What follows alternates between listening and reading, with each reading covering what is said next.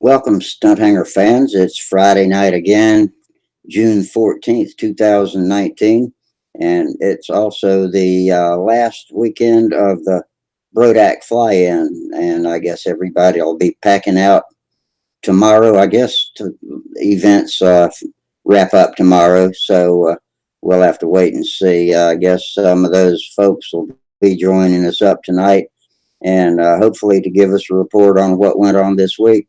I hope they had big fun. I hope the weather was good. From what I understand, they had a little rain and sunshine in between, so they seem to have gotten good flying time in. And I think that's the usual MO for the Brodak fly-in up there. And so, anyway, while we wait for them to come in and give us the lowdown on what's happening, my usual introduction. Welcome to the show. Got the links posted in all of the usual places. If you want to come in and visit us live, you've got to have a cam and a mic, of course, and be logged into the Stunthangar control line forums. And then on the forums, you can go to the At the Bench thread, the newest link tonight with today's date in it. In the title is where you can find the link to click to come in and talk to me face to face. And otherwise, if you would rather just stay in the background, you can use the text chat box on YouTube, and you can just go to the Stunthangar YouTube channel, and on the homepage, it should have that listed right there on the front page, so you can go there, watch me on video, and the chat box is there for you to use to contact us. We'll try to incorporate your conversations into ours as we usually do. And Jeff Riley's the first one on YouTube tonight. Let's see, Jeff says, "Hi, Rusty. As soon as my party goes away, I'll try to get on video with you." Oh, Jeff Riley's got a party. Hope it's a good kind of party, like a birthday party or something like that. So, okay, Jeff, we'll be hanging out here waiting for you. We'll probably be on till about midnight, and if the uh, conversation gets enthralling, then we'll be on later than that until the diehards take us into the wee hours, as we sometimes do. Actually, we had kind of a sparse crowd the other night because everybody up in Pennsylvania at the Brodak fly-in had a pilots meeting at 7:30 the next morning. This was Monday night, so they all had to pack out early and leave us homebodies to our own devices to talk to each other. And it was me and Tryon and Steve and a couple of others who sat here and had actually a pretty good show. And Jack says the party's not anything important, just a typical Friday here. Okay. Well, I like that your typical Fridays involve the word party, so that's good, Jeff. Those were the days. Nowadays, I'm glad when a Friday is dead and nothing's going on. But I used to look forward to Fridays for a big party every week, automatic party when it was Friday. Let's see, I got a little notification up here. It says this Hangout on the air is live. Hangouts on the air is going away later this year. For quick streaming, try youtube.com/webcam. I don't think that will work for us Hangouts guys who want to broadcast the show and record it at the same time, but we need to start looking into options about that. Hey, and Gary Sinclair just came in. Hey, Gary. And I saw the post you made on YouTube the other night asking about Gerald down in New Zealand and if they had any problems from what it was, a natural disaster of sorts. So was it an earthquake? Is that what it was? But more importantly than that, now we got a message from Gerald that he had to go to the hospital, suspected heart problems. So, Gerald, if you are watching, we are wishing you the best and hope that it turns out to be a false alarm, which sometimes chest pain does turn out to be a false alarm. Sometimes it's anxiety, or sometimes it's indigestion, and we are hoping that that's going to be somewhat the case here. So Anyway, here's a shout out to Gerald in New Zealand. We love you, man. We hope you're okay. So let us know what the score is. Let me unmute my speakers before I forget. There we go. And let's see. Jeff Riley says, I was dumb enough to build a bar in my backyard. Yeah. Did you also build a swimming pool? That's what we did. And all of a sudden we had more friends than we knew what to do with little, all of them with little kids. But back then we had little kids too. So it was actually a good investment. We got a lot of good years out of that pool. We finally ripped it out 2 springs ago, not last spring, but the spring before. And when winter came and all of the leaves started falling and everything else that happens in the fall that muddies up the pool water, when that came, I'd never been so glad that that pool was not there, especially with me and my gimpy gimpy hips. And I couldn't have gone out there and taken care of it, and it would have just turned into a green mosquito pit. So I'm glad it's gone now, and Holly's planted it all up. It looks beautiful. She's got lots of flowers of all sorts lining the fence that used to be the back wall of the deck, and got a nice Japanese maple tree growing up in center stage, and so it's looking really nice. The grass is growing back over it. So glad to have the pool. It cost just as much to get it out as it did to put it in, but it served its purpose, and we only had to replace the liner once in 20. Let's see, from 87 to 2017, however long that is. We only had to replace the liner one time, so hey, it was a pretty good record. Most people don't have them for that long, but hey, if you got a bar in your backyard, yeah, I guess you should have known, huh, Jeff? But hey, it's better than not having any friends. Whatever it takes to get them over. Let me close this little message that keeps telling me that Hangouts is live, but possibly going away. There we go. It's all closed up. So I posted, I know I posted the link on Stunthangar in the At the Bench thread because I saw it go, and I haven't forgotten anything. So we're up and running for any of you guys. We got 8 people watching us on YouTube right now. So for any of you folks that want to come in and visit me, I'll be here, and I'll do my best to be the entertainment until other people show up and pick up the conversation for me.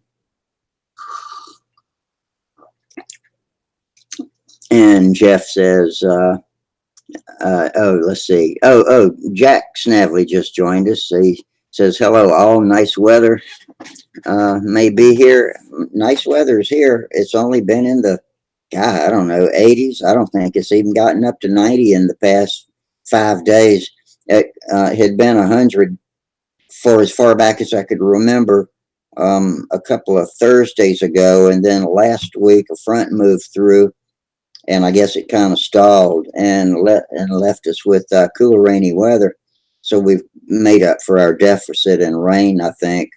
And so now that we're up on rain, it'd suit me if the weather warms back on up to like summertime and quits raining for a while.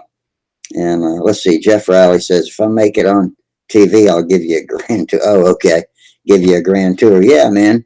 That'd be a good show and tell. Give us a tour of your bar area, and we'll give all your friends a chance to shout out and say hi to everybody on the tube. They'll have a worldwide audience, as we have a worldwide audience watching the Stunthangar forums. As far as that rain goes, I'm kind of glad it quit right now, because my yard was just starting to get so saturated that you had to walk a circuitous route between the house and the workshop to keep from getting your ankles overflowed and filling my shoes up with water. And it just barely started coming in the shop. And I checked it the day before yesterday, and I did not have to get the shop vac out and suck anything up off the floor. And I'm hoping, I haven't been out there since then, I'm hoping that the groundwater hadn't just weeped in through the concrete block underpinning. That's how it gets in. It doesn't come in through the roof or anything. It just comes in wicking, I guess is a better term for it, in through the concrete block foundation. And so I'm planning on going out there tomorrow, so I'll check that out. Hopefully the shop vac will stay parked and I won't have to worry about that. Speaking of water, I think a couple of weeks ago I was telling y'all about the new compressor I bought, and never fully appreciated up until now that I've got a new compressor how much water those things take on. And so I have taken to blowing it out before I use it, and then running it, and then opening the vent, blowing anything out that accumulated while I was using it, and then just leaving the vent on the bottom open.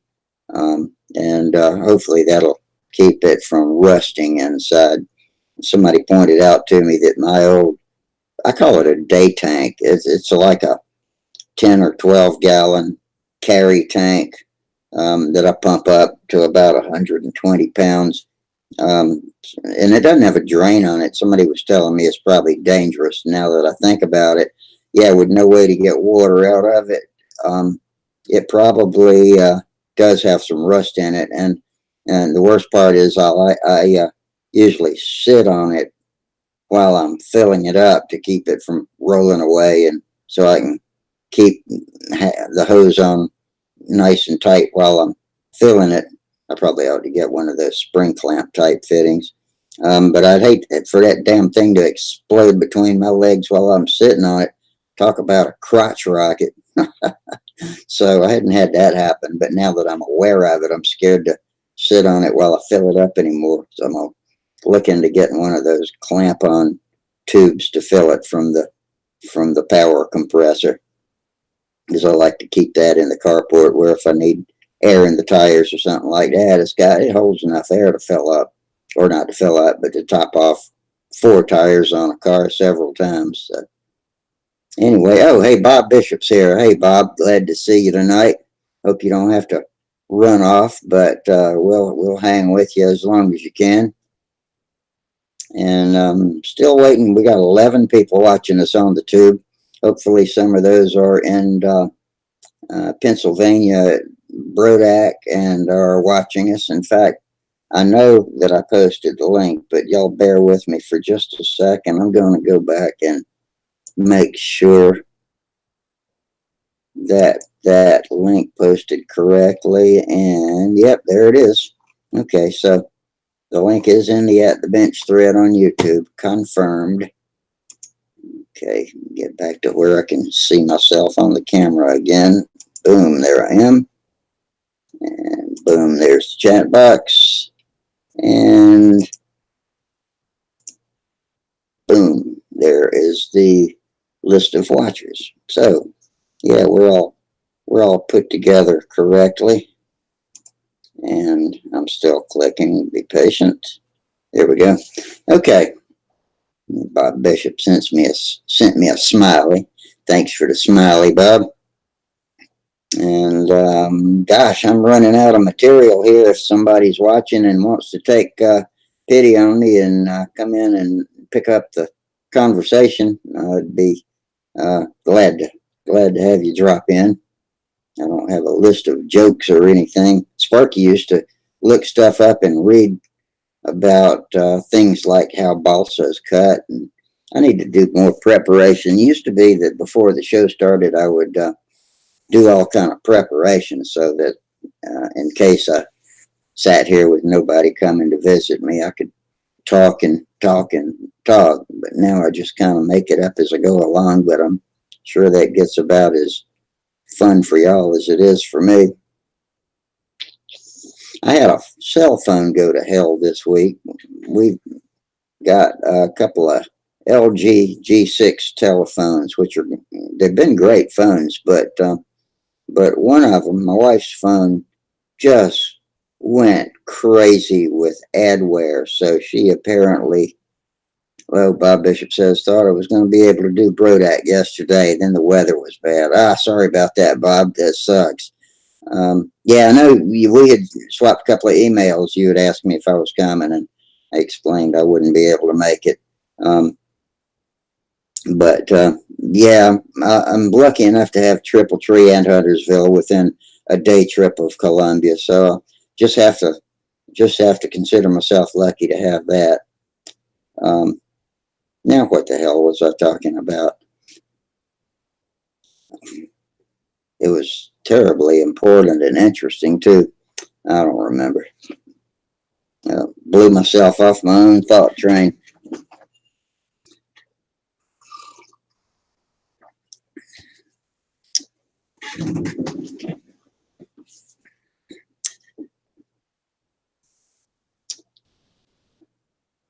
Finally, we've got a visitor, and it's Gerald Wimmer. Hang on, Gerald, and let me admit you to the show.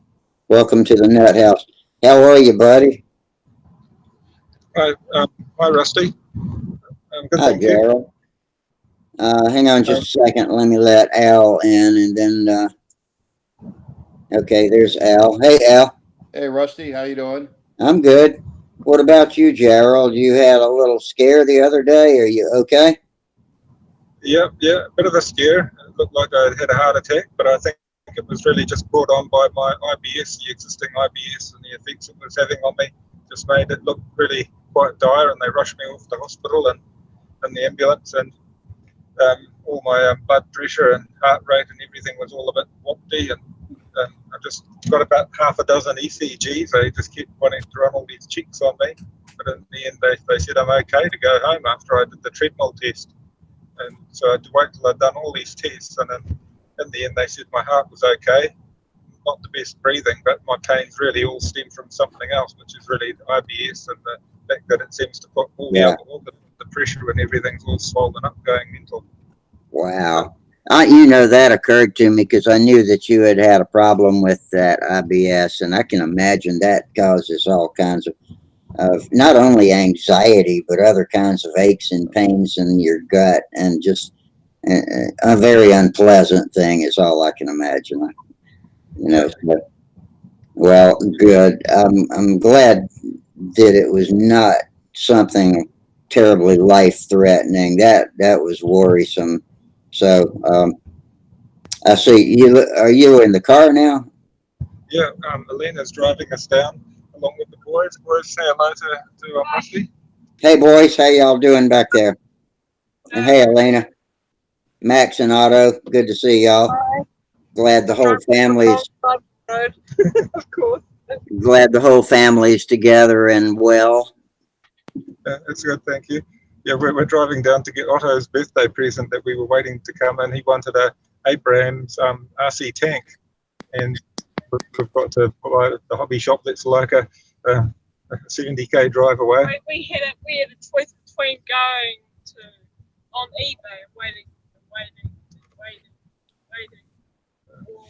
I'm having a real hard time understanding what y'all are saying, but you said birthday, right? Birthday present. A birthday present for Otto. He wanted an RC tank, and we're just driving down to get it now. Oh, cool. Well, happy birthday, buddy. And Sparky just joined us. Hang on while I let Sparky in. Hi, Sparky. Hey, Hi, Sparky. And Sparky's our first representative from, well, no, I guess Al's in Pennsylvania too, aren't you, at Brodak? Yep, I'm here. Yep. All right. Well, how's things going up in Brodak? Are y'all getting some good flying weather in between rain showers? Yeah, today was a nice day. Good. It was windy in the morning when I flew. My my flight was early. I was up fourth, and the wind was really gusting and changing, and it blew me out of the hourglass. So that ruined my score. Oh, man. At the top of the hourglass, it blew my plane out of it, and then I had to recover and invert it, and then go around and then continue with the, then Yeah. then I continued on. I did about 10 laps, and then I continued on with the overheads. But Yeah. Check, Well, checking. Can you hear me? I do hear you. Yes, Sparky, we got you. Okay, I don't have my other camera, so I didn't know. Yeah, Well, Al, I'm glad you saved the plane. yeah, wind yeah. was horrendous today. Is that Jerry on the bed back there? Who's that back there? That's John. Oh, hey, John. How you doing? Sparky, where are you at? You're at the Quality Inn. Oh, the Quality Inn. Okay. Yeah, in Union. Yeah, I'm in the Hampton in Uniontown. So what's the schedule? Are there more events tomorrow, or is it just awards, or what's going on? No, this is second flight of Pampa tomorrow. Ah, okay. See, I'll show you. There's. Let me see. Oh, so you get another flight to try and make up for the day's bailout on the vertical 8? Yeah, I get a second flight tomorrow. Good. That'll be my first flight. I did not take a flight today. Really?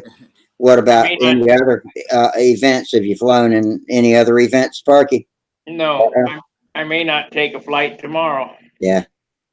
What about you, Al? Have you flown nostalgia or old time or anything like that?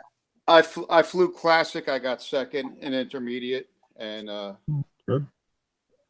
I want to give a shout out to my buddy Roger Altizer. He's from West Virginia and texted me this morning and said he got second place in old time stunt by a narrow margin. So Roger, if you're watching, congratulations. Good work. Good flying. then I. If any of y'all met Roger, do y'all know him? He hasn't come up and introduced himself to me. I don't know who he is. Okay. What class does he fly? He flew all time stunt. What class? I don't know. Oh, Roger. I didn't know there were classes in old time. That is Tom or no? Took second in old time stunt. Rogers. Roger Altizer. No, doesn't ring a bell. No, I don't know. Oh, nope. Well, guys, I just wanted to check in. I'm gonna get off of here. Okay, Sparky. Well, thanks for checking in, and thanks All thanks for giving us the videos from Tom and all that. Those are great. Yeah, those videos have been terrific. Yeah. I got some more video, but I'm gonna wait till I get home to post them. Junkyard Wars today and just some different things. I'm gonna make the movie up. Okay. Well, thanks, All right, Sparky. guys. You've been great. Yeah. See Okay. ya. Yeah. Okay. Yeah. So today was the first round of Pampa stunt, and it was Junkyard Wars, and then we pulled out some vintage combat planes and flew those and some fast combat planes, just sport flying. Yeah. But it's been a busy week. And then what day was it? Wednesday it rained, hard on. But that was Wednesday, right? Or that was Thursday? Wednesday was the tough day. Yeah. So Wednesday was supposed to be our racing, and we were supposed to do racing and old time, right? Old time speed, and speed. Yeah, old time speed. Yeah. So it turned out that they decided to fly combat because Thursday was threatening with rain. So we had to fly speed, old time, and and combat. So we got we're running around crazy that day. Yeah. And then then we finished up combat. The 2 rounds Wednesday, 2 rounds Thursday. I didn't have good luck in that. And then we flew half a stunt Thursday. How'd that go?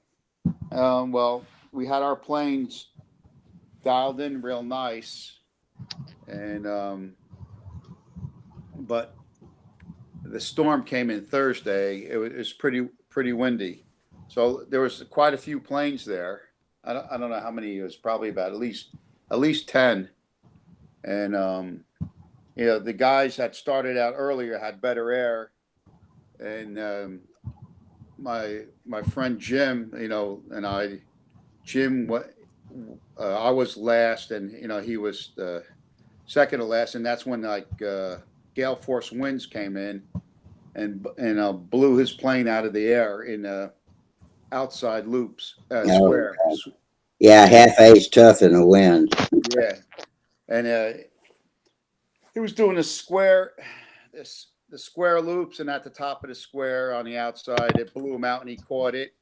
And then when he did the square eights, when he hit the outside again, the wind blew it, and he couldn't recover, and he put it in the ground and crashed it.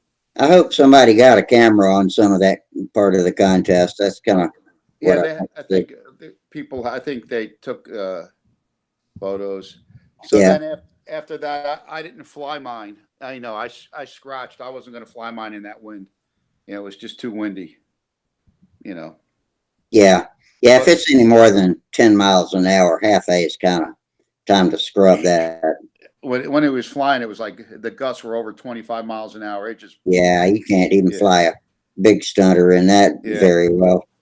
Yeah, but it was going good. But we had them, we were test flying them, 2 days before, had the fuel down right, and the planes were flying great, but just a bad luck, just like what happened to me this morning, so. But it's anyway, he can fix. He has to make a new wing for it. The fuselage is okay. The ground was soft because of all the rain. Then yeah, well, that's good. Mike and Sam were talking about flying some racing one day. Do you know if they got around to doing that? They were supposed to. They actually didn't. I think they were supposed to do that today or tomorrow. They actually didn't do any racing that I saw. Because I was involved in clown racing and Foxburg racing, and we won. My partner and I won Foxburg, and we came in second in clown. Yeah, and we flew clown, and we had an exciting time because there was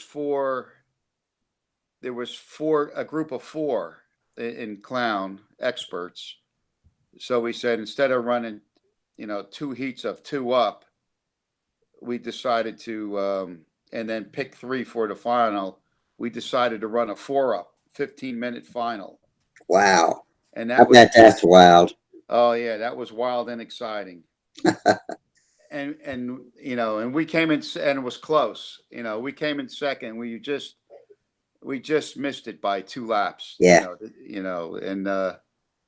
And we were actually really missed it by 1 lap because of one of our pits. When the guy came in, he stopped in front of my pit, and I should have picked it up and crossed the line with it, but that's how close it was. It was a great race. We had a good time. Exciting. I've never seen a racing event in real life. Oh, well, a 4 up race is really exciting. Yeah, I bet it is. There's a lot of were y'all able to stay out of line tangles and collisions? Yep, yeah, they did really good. There was no collisions. There was a lot of close calls, but there was no tangles or collisions. Yeah, good. Y'all fly with steel lines? Yes, yeah. Cool. Yeah. And it was LA-15, that most people use. Yeah. So it's not the real fast clowns, but but still, with 4 up, and they're going along at a pretty good clip. I think they're. That sounds like very challenging. Yeah, they do. What's it like? 8 laps and how much was it? 23 seconds in 8 laps. Yeah, a little over 23. Yeah, a little over 23 seconds for 8 laps. So. Well, I got a off the topic question. Jeff Riley's joining the call. Hang on just a second. And Bob Bishop's asking, let's see.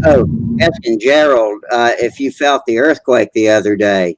Gary Sinclair's asking if you felt the quake.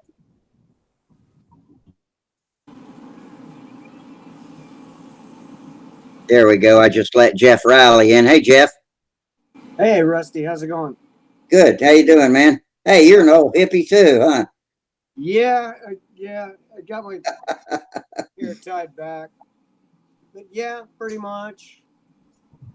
Wellington, Christchurch are all on the earthquake. Oh, what do you call it? Fault line. Yeah, Elena's.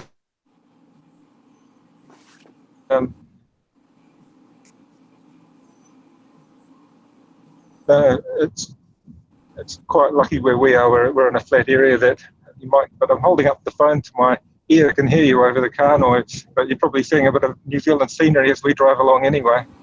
Yeah, I'm having a hard time understanding what Yeah, you're when it was saying. raining before. Yeah, I can hardly understand what you're saying. You're Yeah, kind of breaking up, probably. but Yeah, probably best to sign out and watch on the rerun and have a talk to you if I get a chance on your Monday night show. okay. Yeah. All right. Well, take it easy, Joe. Yeah, that okay. Well, thanks very much. I really enjoyed watching the reruns when I was in hospital, and Sparky's Stunthangar helped keep me happy. So, all right. Well, so good thanks day very to much, all. and we'll catch you around. Sure thing. Good day to all the Okay, wimmers bye. there. Y'all have a great time. Yeah, take care, Gerald. Take care of yourself. Hope you feel better. Oh, good night. Bye. All right. Okay. Well, Much. Yeah, I'm trying. I've got to get the right buttons to stop it. Yep, I think I got it. all right. Okay. Good night or good day. Good night. Okay. Oh, all right. Well, Jeff, welcome to the live show. I don't think you've been in here with us on the live side before, have you? No, I'm usually on YouTube. I'm just looking at this iPad trying to figure out how to get the whole picture on here so I can see what's going on. Hold it. Try if you can't get everything on there. If you want to see the chat box and the video, try turning it so you're looking long ways up and down, and then the chat and all of that is usually down at the bottom. If you scroll up, you can find it. They kind of hide it. It's a pain in the ass using a tablet. Yeah, I didn't really do much of anything, but I got some of the chat box. I'll get it figured out. I just got to keep pushing buttons here until I get it figured out. Yeah, you just switched over to a wide format when you did that. So we got a wide picture of you now. Whatever I did, I just clicked name of your group. I'm really not sure how that works. I click on my picture, I get my face on here. That's the last thing I want. It's a good thing there's a back button on this damn thing. I'm not very computer literate. I mean, if I can't weld it, sand it, glue it, and clamp it, it probably ain't gonna happen. Yeah, I can measure it and mark it and cut it, but I can't make the cut where I wanted it, or I can't make it square either. So. Yeah, I used to have a real hard time with that, and then I started taking my time, and then I finally retired, and then I had time to start figuring out exactly how to do it right. But let's see what I got going on here. This isn't. What is this? Location. Okay. Done with that. So it's me and you and Al right now. We had Gerald. Al, how you doing? So anyway, we got 13 people watching. If any of you folks out there wants to come join us live, just go to the At the Bench thread. If you're logged into the Stunthangar control line forums and click the newest link and come in with us.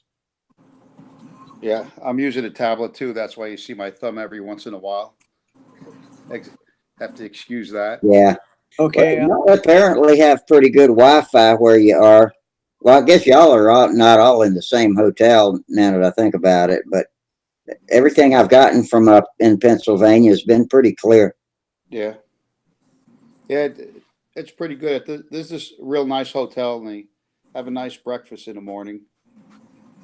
So, Yeah, that's important. I like to have a good breakfast. When I go to Huntersville, I usually eat their sausage gravy biscuits, and that's like super energy food. It sticks with you until lunchtime too.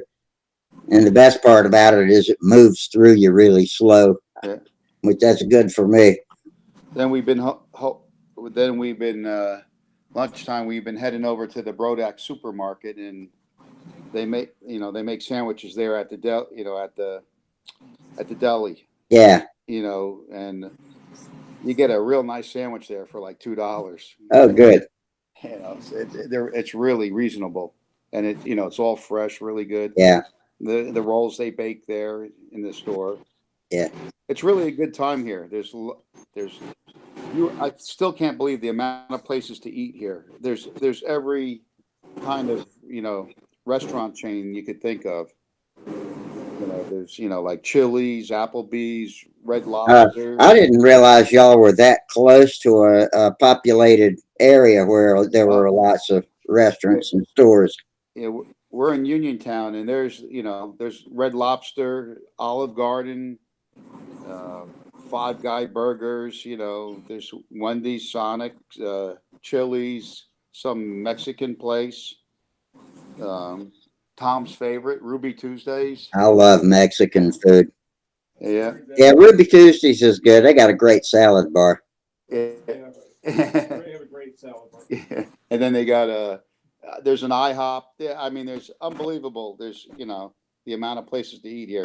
Yeah. Bob Evans, it's unbelievable.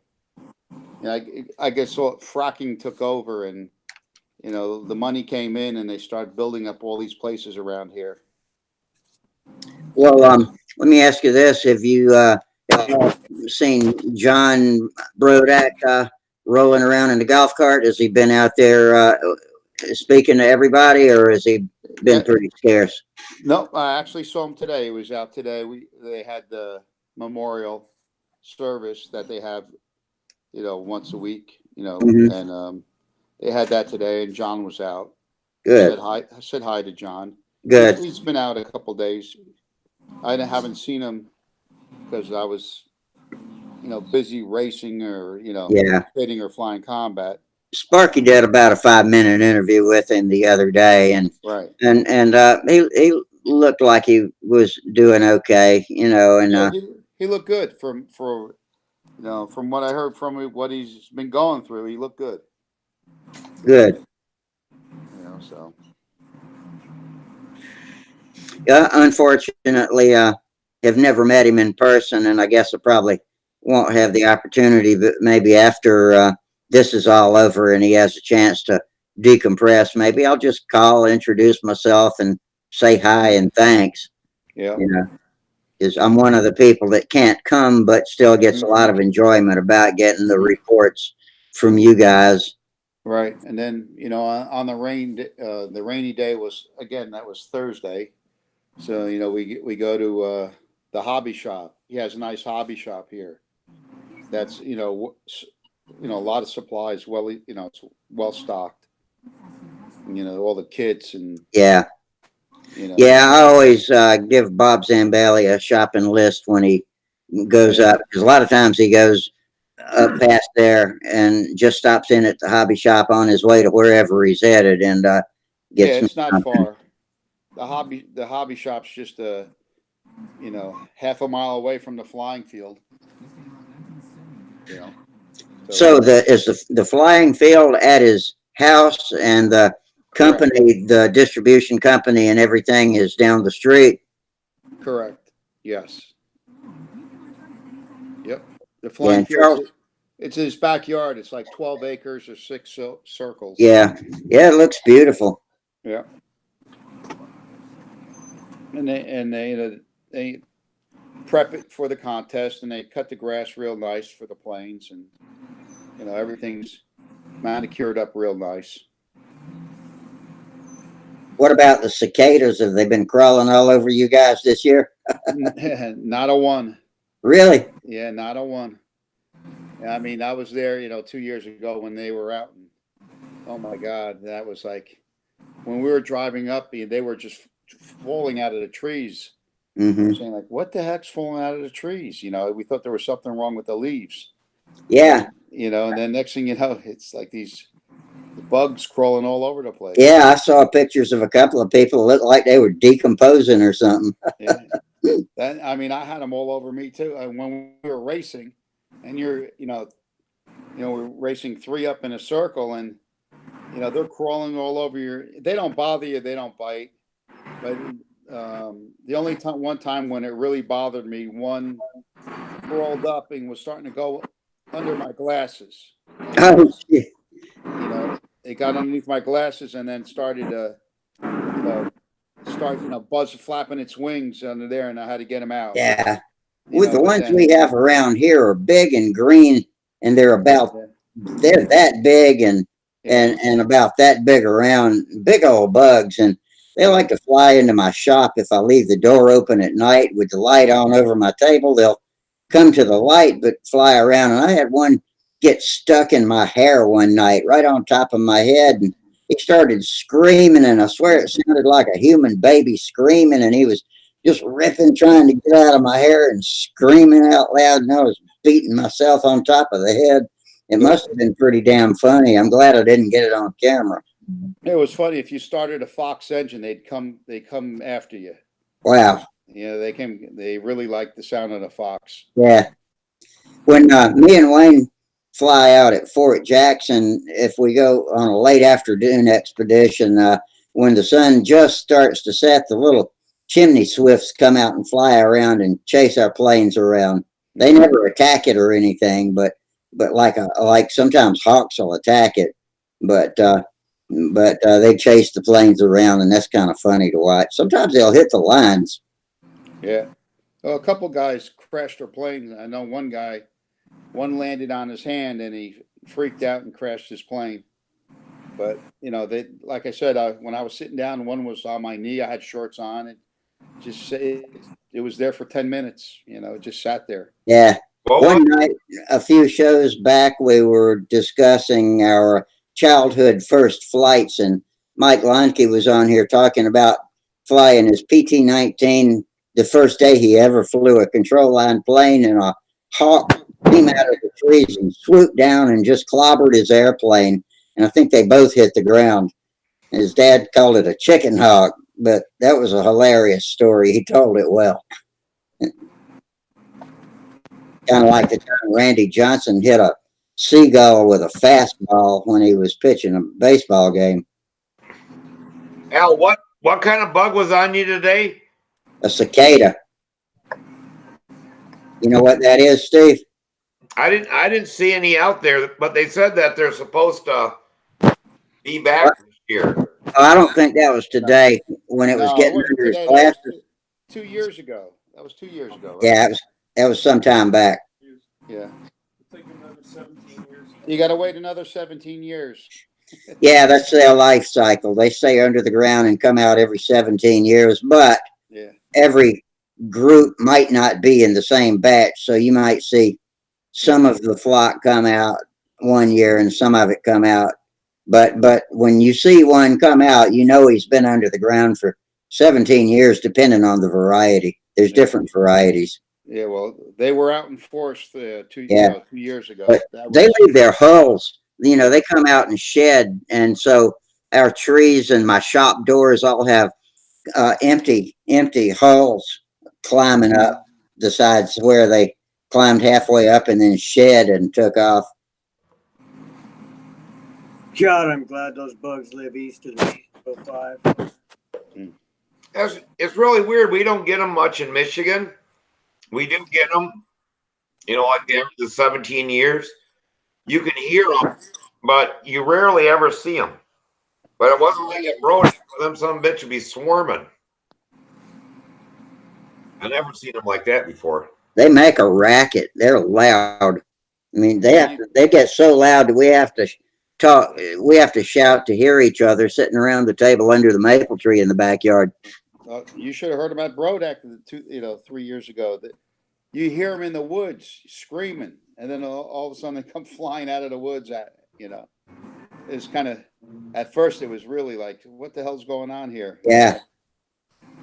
It was like an Alfred Hitchcock movie. No kidding. I always felt like if it was pitch black, dark outside, and you couldn't see anything, if you were from another planet, you know, you were alien to this, and somebody plunked you down into the pitch black dark, and all you could hear was wee all around, it would be terrifying. You never know what was coming to get you. When I saw that big cloud coming out of the woods, I was like, holy shit, what's this? You know, but they don't, you know, but they don't bother you. They don't bite Nah. anything or anything. Not unless they get stuck in your hair or under your glasses or something. Yeah, well, that was the one time it got underneath my glasses, and you know, when I was, you know, busy, you know, got a handle in one hand and cicadas crawling up your neck and you know in your eyes. And they're either pretty blind or pretty stupid or a little of both. I'm not sure. And they said there's, I forget, I was reading about them, and then they said,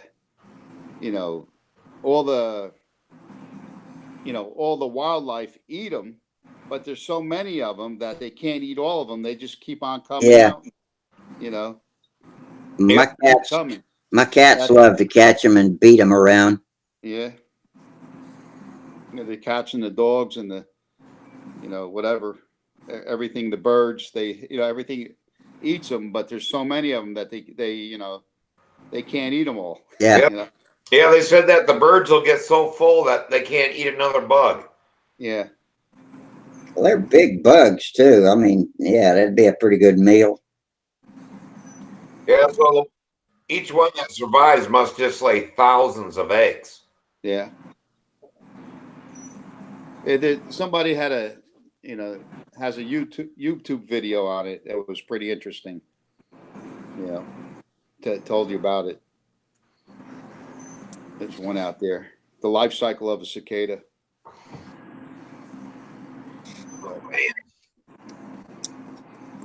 So Bob Bishop over on YouTube says back in his old jumping days, he evidently had packed a big Japanese beetle up in his parachute pack, and it started panicking while he was in the middle of the jump and got out and started swarming around his head.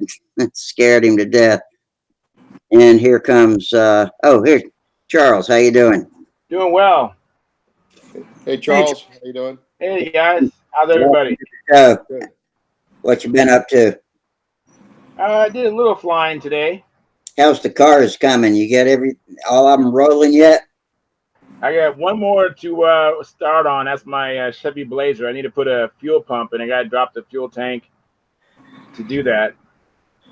And that has an evap leak somewhere too. I got to fix that also. So I'll be busy doing that. How well equipped are you?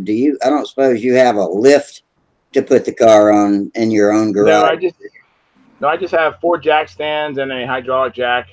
Laying on the ground working on it. Yeah. That's tough, man. It is. That'll work every muscle in your body. Yeah, it definitely is a workout. I enjoy it when it's all done. The process is something I sometimes don't enjoy like I used to. When I was younger, I used to rebel in it. I loved it. Oh, me too. And the last real major job I did, other than replacing my son's head gasket, was on my Mazda P5. It was time for a timing belt, and that includes water pump, idler pulleys, all that junk, cam seals, and all. So I just wanted to see if I still had it in me, and I got out there, and it took me 2 solid days in the carport, but I got the job done, cranked right up. So I was happy that I still had it back then, but since then my fingers have, you know, locked up on me, and I'd never be able to get in and work in those tight spaces, because you had to be able to hold your fingers straight and turn some nuts with just 2 fingertips, and I wouldn't be able to do that anymore. Yeah, when I met my wife, I met her like 25. We've been married 22 years. I met her 25 years ago, and at that time I was right in the midst of doing an engine swap, so I really didn't have a car. I had borrowed my dad's truck to go on a date with her, and I wanted her to know that I had a car. So I took her to where my car was at, and I showed her, this is the car. This engine is going in. This engine just came out, you know. And so she's kind of gotten used to me working on cars since she first met me. So you had to make it clear to her that you were not just a pickup truck redneck, huh? And that I had my own car. I just wanted her to know I had my own car. Did you have a gun rack with a fishing rod in it on the back window? No. That might be a South Carolina thing. That might be.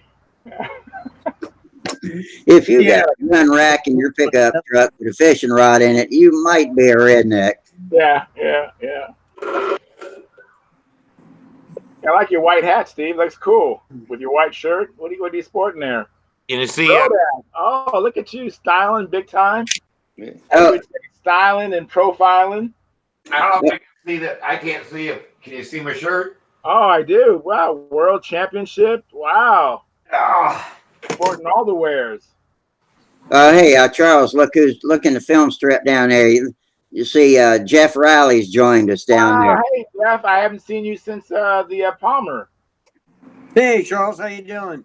I'm doing well, man. It was great seeing you at the Palmer. It really was. It was neat seeing someone who I seen on the chat box and didn't know what to look like or never met him, and it was cool. And you know, us short guys have to stick up for each other, you know. Yeah, we got to kind of hang out together. But as skinny as I am, me and my Strega are like walking the dog, you know. Yeah. That's kind of a tough flight. How's your Strega doing? It's you know, I haven't flown my Strega in you know, I think last August.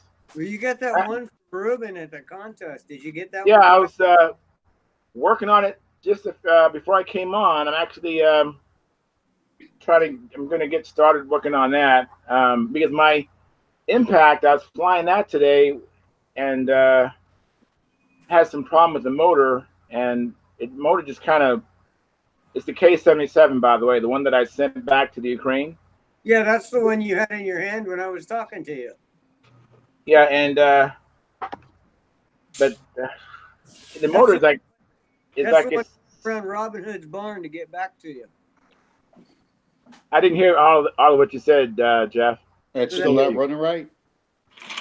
Well, today I went to try to start it, and it's like I could barely turn the prop, and it's like, wow. I didn't know what was going on. So I took it apart, took off the back plate, took off the head, and pushed the cylinder sleeve up. I couldn't get the piston out of it completely, but there's like carbon on top of the piston, and there's some carbon in the piston sleeve, or the cylinder sleeve, I mean. And it's, you know, it's hard, and so the piston can't even get past it. Was it carbon or brown goo like castor oil? I'm not sure which one it is. Maybe it's the castor that's been kind of cooked. That'll gum it up pretty good, but it would be brownish, I think. Yeah, it was brownish. You ran it, Charles. What? How long has it been since you ran the motor? Well, we had we had rain for a while. We had terrible weather, so it had been some time. Yeah. But still, at least. I mean, not that long. A couple of months, maybe 3 or 4 months. Less than that. Yeah. What kind of fuel you using in that engine? No nitro. 17% mixture of castor and synthetic, 50-50. Wow. Yeah, maybe you need less castor. I don't know much about that engine, so I'm not the one to give advice on that. Is that motor like the Stuckers? You can't run castor in it? You know what? I've been running castor in it because Oleg, the manufacturer, he told me to run 16% 50-50 synthetic and castor. Are you mixing your own? No, I bought some Cool Power, the FIA fuel. Okay. Oh, it's weird. Yeah, and that's pure that's synthetic pure, and so you added castor to it? No, it was a stock at 17%. Oh, it came with 50, yeah. It's the Omega. The Omega, that's right. The Omega FIA fuel. Yeah. You know, Hmm. do I you don't put, know. do Man, you you put after run oil in it? was with that K-77, aren't you? Yeah, unfortunately, I am, but I don't know how much of it is self-induced. I know the first issue I didn't have anything to do with it, but I'm wondering if I shouldn't run caster. What about your after run oil? Al just mentioned that. Yeah. Are you putting Well, after run oil? I've never had an issue not using after run oil. Yeah, I don't usually use it unless it's going to be sitting a long time. Yeah, but I would get some of the Marvel Mystery Air Tool oil, and Right. after you're done running that, like, before you put it away, like put like about 4 drops in the Venturi, and then work it through the engine. Okay. I agree. Flip Yeah. the engine, you work it through, and then get it in there just so that you don't get all that buildup.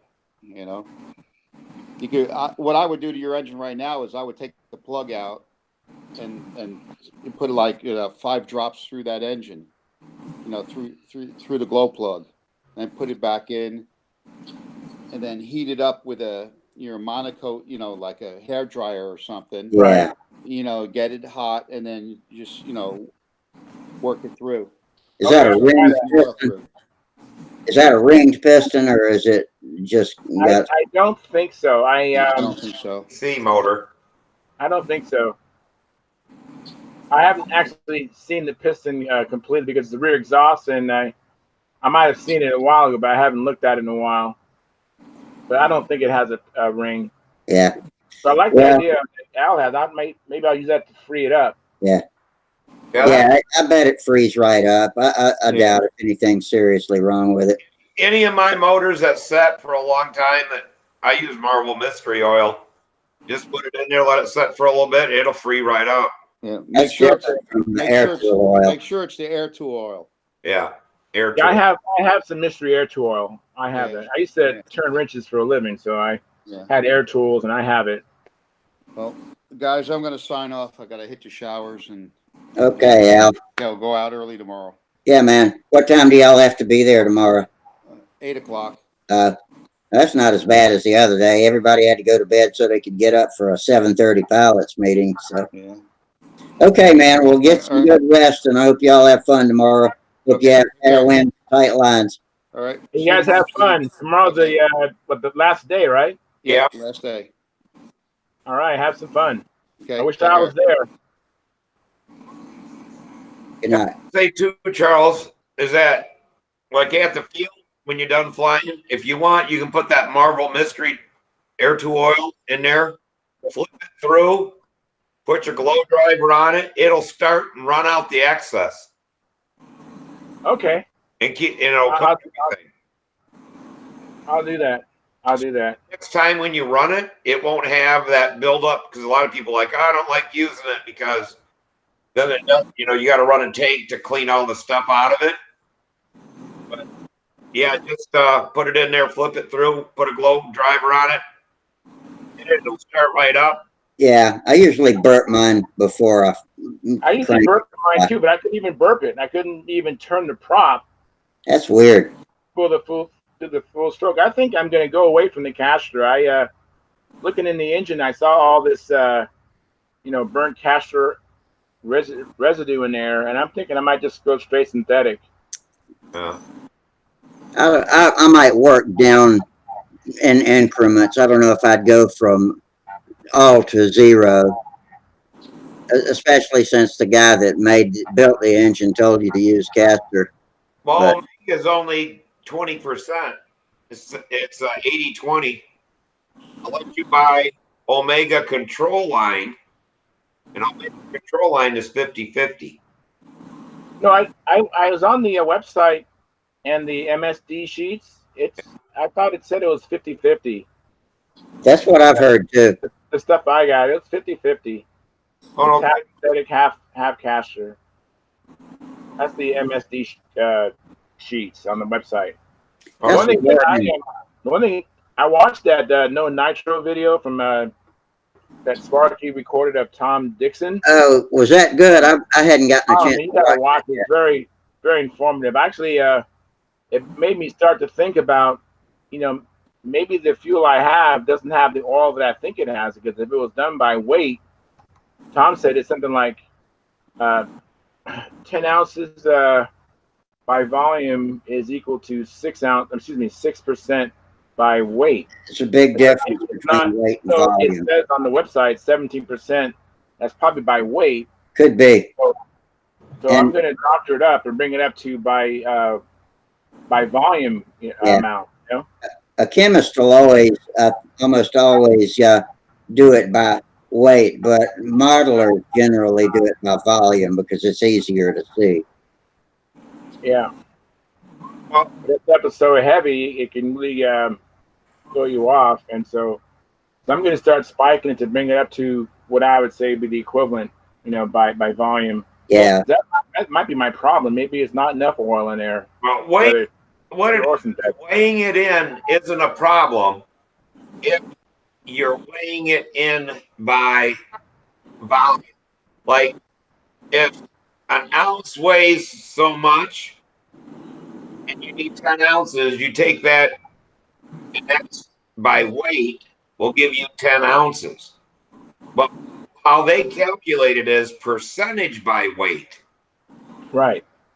Well, basically, nitro is the heaviest, or castor oil is the heavier part, especially nitro. Methane is heavier. Do percentage by weight, it knocks down how much is really there. It's not, it's a difference in 10% by volume. So instead of, what is it, 12.8 ounces of nitro for 10%, it's only 8 ounces or whatever it works out to be. Yeah. Tom Dixon said it's like 10 to 6. You know, 10 ounces by weight is really the equivalent of 6 ounces by volume. That's quite a significant difference. yeah. Yeah, an ounce. Yeah, but like what we consider 10% nitro, it's 12.8 ounces in a gallon. It comes Okay. out to 8 something then when they do it by weight or by And they do it to save money. That's, you know, they're trying to be on the cheap. right. That's the way we get what we want, and they get what they want, and they win in the end Yeah. because it's cheaper to manufacture it if they can use less. Maybe, or they're just following chemistry protocol. Because, like I said, my son's a chemist, and he says the normal way to mix chemicals is by weight. Yeah. Yeah, we had it, when I worked at that chemical factory, they had it all figured out that, in water, an ounce weighs an ounce. An ounce of water weighs an ounce. Okay. But others, so that's how everything specific gravity is all related to water. But so if thinner is only 6 pounds a gallon, they have all that converted and they just say, we need 5 pounds of this thinner or 6 pounds of, and that might be a gallon of thinner or whatever. So yeah, we'd weigh everything. Scales, pour it in, get the weight, and it related back to gallons or ounces or whatever. We did it, but it's easier to do it on a scale than it is, getting a beaker or whatever. And, Oh yeah.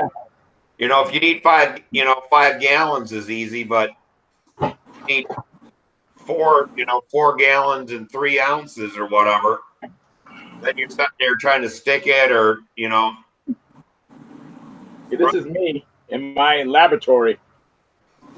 Yeah, exactly. But when you're doing thousands of gallons and stuff and mixing, Yeah.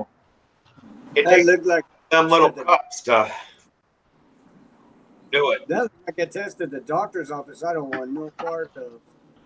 I can barely hear you, Jeff. Um, I'm going to turn him up. Hang on, I'll turn you up. okay. Let's see if that helps. Say testing 1, 2, 3. I was gonna say that looked like a test at the doctor's office. I didn't want any part of. Which one's that? Your My your beaker? Yeah, that looks Yeah, spooky to me. this one's a 1,000 millimeter, Ouch. and then the other one is I think it's 250 millimeters. So Yeah. they're nice to pour out of. That's why I like them. They're nice. Could you hear Jeff better after I turned him up? I think so. A little bit better. Yeah. Good. Yeah. I don't know how to tell you to turn it up on a tablet. So I'm not computer literate enough to even figure it out. yeah. Now don't start messing with controls now. You'll blow yourself up. Yeah, we're just glad you're here, so we don't want you messing anything up. Yeah. Yeah, normally I'm just on YouTube on the chat box asking questions. And sometimes it takes to get an answer, but that's all right. I try to keep up with it. Sometimes I'm a little negligent about watching the tubers. Yeah, but you can't always be on top of everything. You got 100 things going on. Yeah. How's your airbrushing going? It's not. I hadn't been able to get to the shop. I go to dialysis Monday, Wednesday, and Friday, and on Tuesdays and Thursdays I've been going to physical therapy.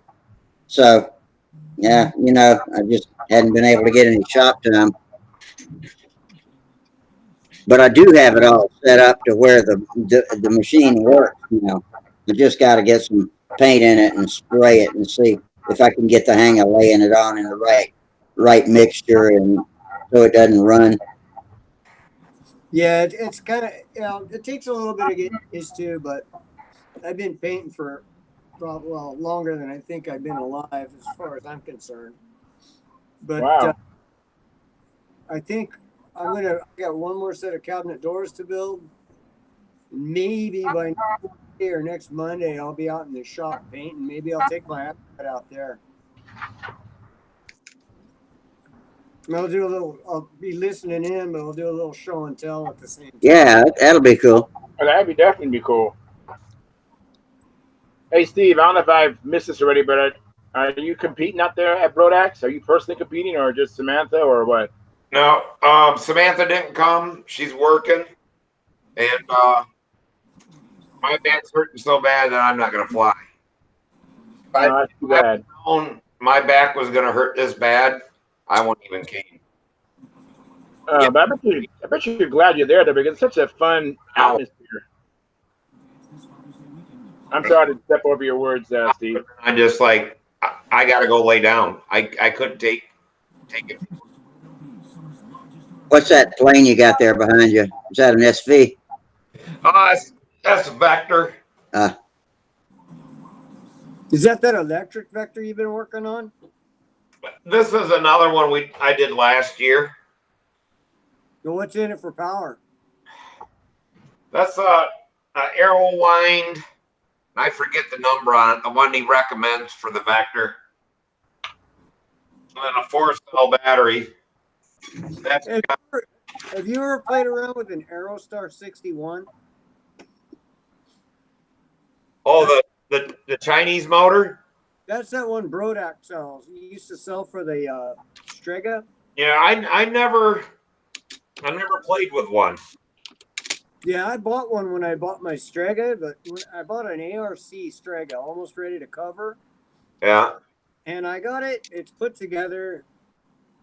It's not. There's no fillets in it. It's covered. There's no dope on it except for just what you put the covering on with. Yeah. That thing is a pig. That thing weighs. I think it weighs 71 ounces now. Without an engine? Or with the engine? With the engine? Okay. All right. It's got the that's such a Jeff, that is such a thick wing. That's really not an issue because my Strega, I think, was at the contests, they weighted around 74 ounces. Yeah, but mine's not painted yet.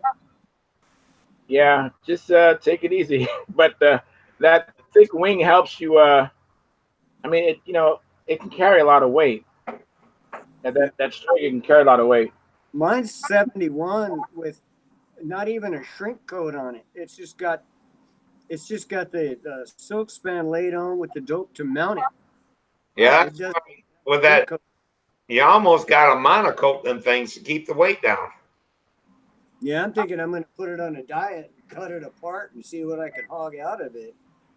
Yeah, it wouldn't be a bad idea. I know that thing's way overbuilt. Now, was yours the two wing panels or just a single wing? It's I bought it in a small box, so it's a joined center. Okay. Hang on, let me get rid of this phone call here. Hang on. Okay, no worries. Yeah, I heard that them 61s ran well. Did you run good? I haven't even bench run mine yet. I'm so far away from finishing that Strega that's it's just like this it's frustrating because it's so heavy. Yeah. Yeah, and I'm used to flying. I think the biggest plane I've ever flown was my dad's Vico Chief, and that was probably 35 years ago. Oh, okay. 50 How years. heavy is that Strega supposed to be, more or less? Oh, what's that? How heavy is that Strega supposed to build out to? Well, in my opinion, X. Yeah, 60 some ounces probably. Really? Yeah, I was But- shooting for 59. Yeah. Chances My are, Magnum was 72, but it was a very old plane, so it probably had a lot of repairs and fuel soak on it too. I had a friend of ours built one of them Stregas and put a Zato 72 or something in it. Oh, my goodness. that's huge. Yeah, I mean that was one thing that they were doing at 72. That damn thing weighed 79 ounces, almost 80 ounces for that airplane. Holy crap! I'd And it- never be able to fly that. My feet would probably come off the ground in a wing over if I tried to fly that. You know, my biggest issue with the big plane like that, you can ask Charles about this. I'm the biggest guy in the world.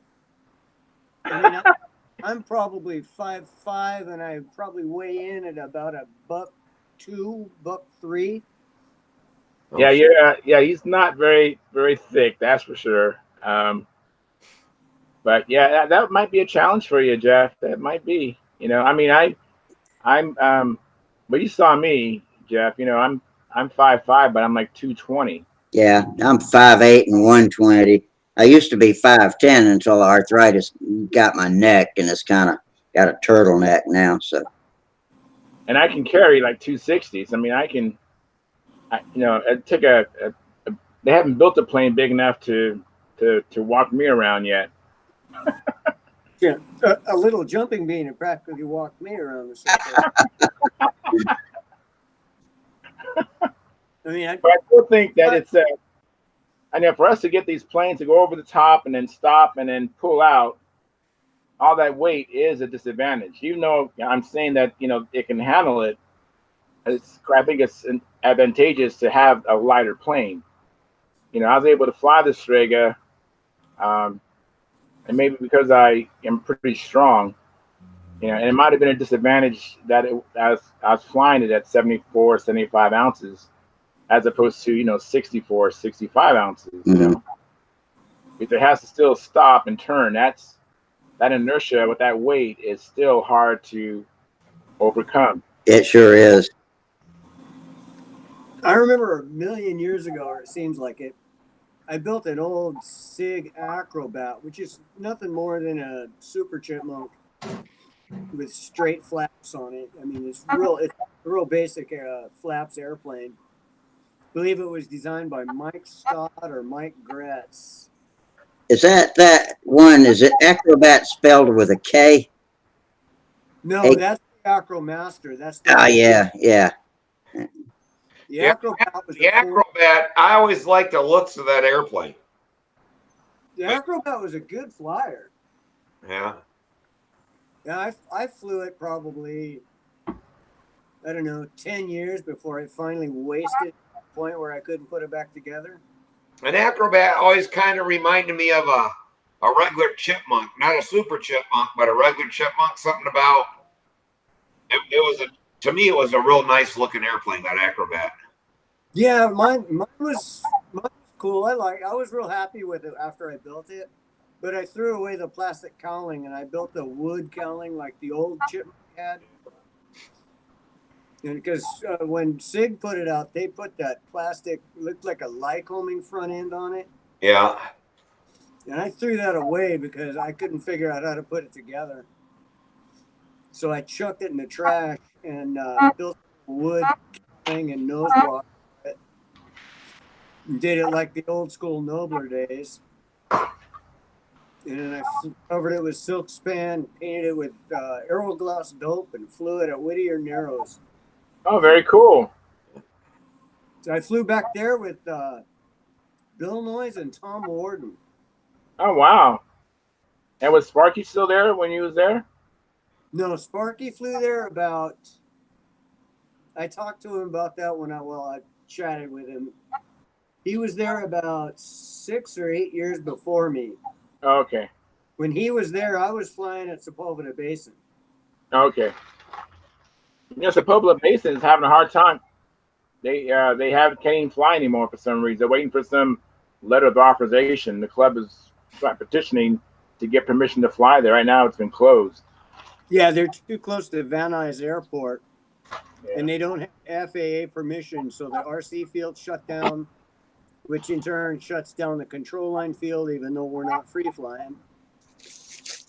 And the helicopter guys are the most mad or upset about the whole thing.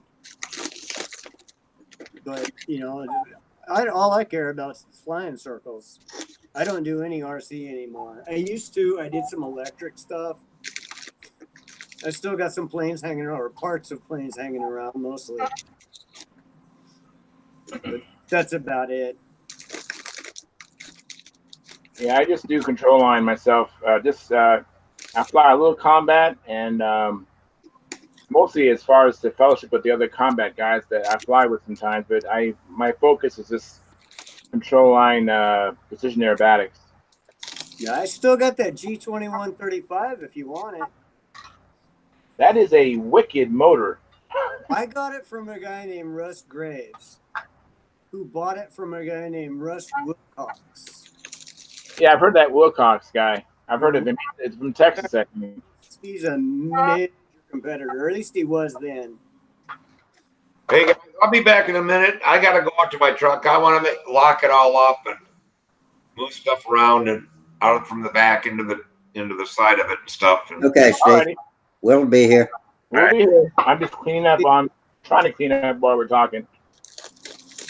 Yeah, but I've also got, if you're interested, Charles, I've got a couple of Mark IVs that are pretty much 80-mile-an-hour motors. Wow. Okay.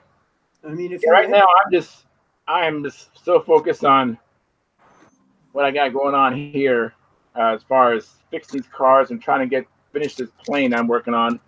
You know, I was working on a Pathfinder, and this is kind of last minute, but I decided to change my direction, and I'm actually building a Strega. Oh, Strega from Kit? Yeah. Yeah, I'm going to cannibalize an arc wing and then build everything else. Yeah, I was about to say, you got an old Strega ARF, don't you? Yeah, but I actually have I traded Kevin McElroy. He's been on the show before. I had lent him my T-Rex to put all the electronics in it, and through the course of having it and working on it, he fell in love with it. So he solicited that maybe we do a trade.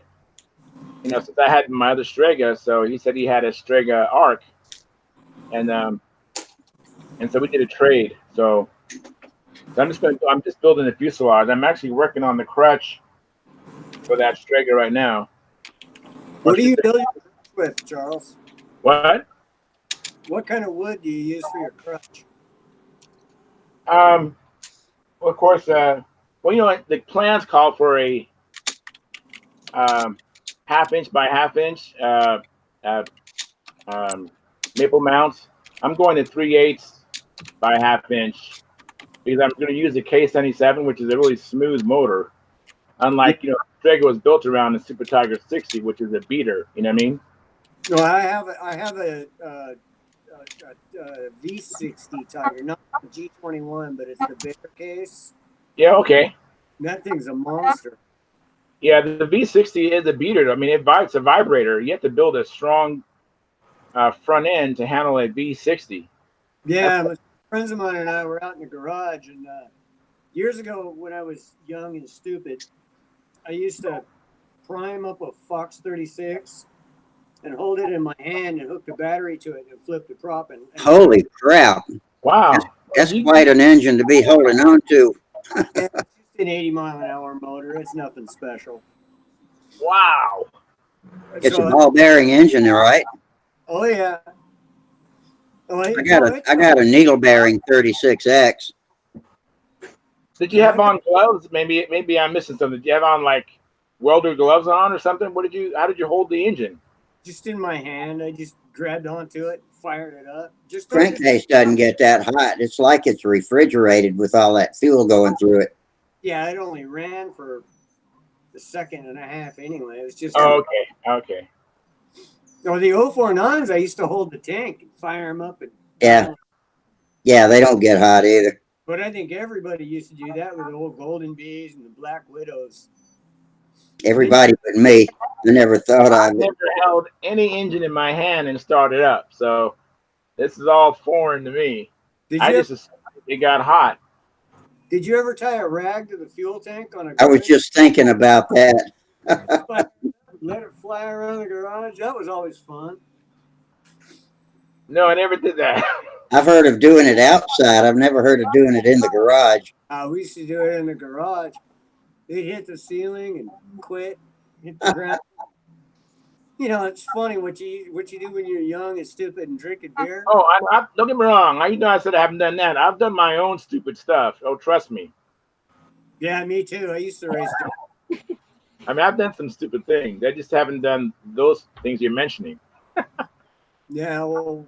Yeah, we probably have a pretty good contest about who's done some stupid shit. It's hard to believe. It's horrifying when you look back and see some of the stuff you've actually survived. Oh, I know. Oh my goodness. I remember one time I had a Triumph Spitfire and I had these Coney shocks in the rear and they were adjustable. And the top of them had a probably like a 3/8 inch threaded stud on the top of it. And so I'm leaning on this bench, pushing against the shock to compress it to adjust it, right?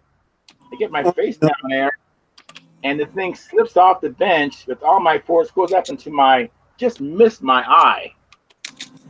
And I was like, oh my God, I could have just totally messed myself up, But the grace of the Lord, it just hit my cheekbone and, didn't go near my eye, but I was just like, oh man, that just scared me just to think, what if,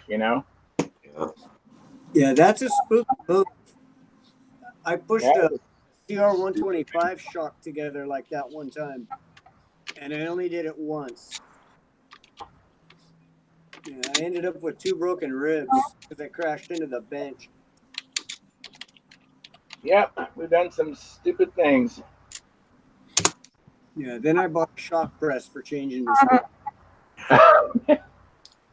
Yeah, I probably was trying to save some money, probably, or I just was ignorant, didn't know any better. Yeah, I was probably trying to save a few pennies too. But young. That's what you do. Yep, young and dumb. Well, you used to be able to do a lot more dumb shit in public than they'll allow you to do these days. I mean, Friday nights, we used to chunk a cooler in the back seat of the car and fill it with beer and ice and ride around drinking beer and tossing the cans over our shoulder and, and just riding around drinking beer.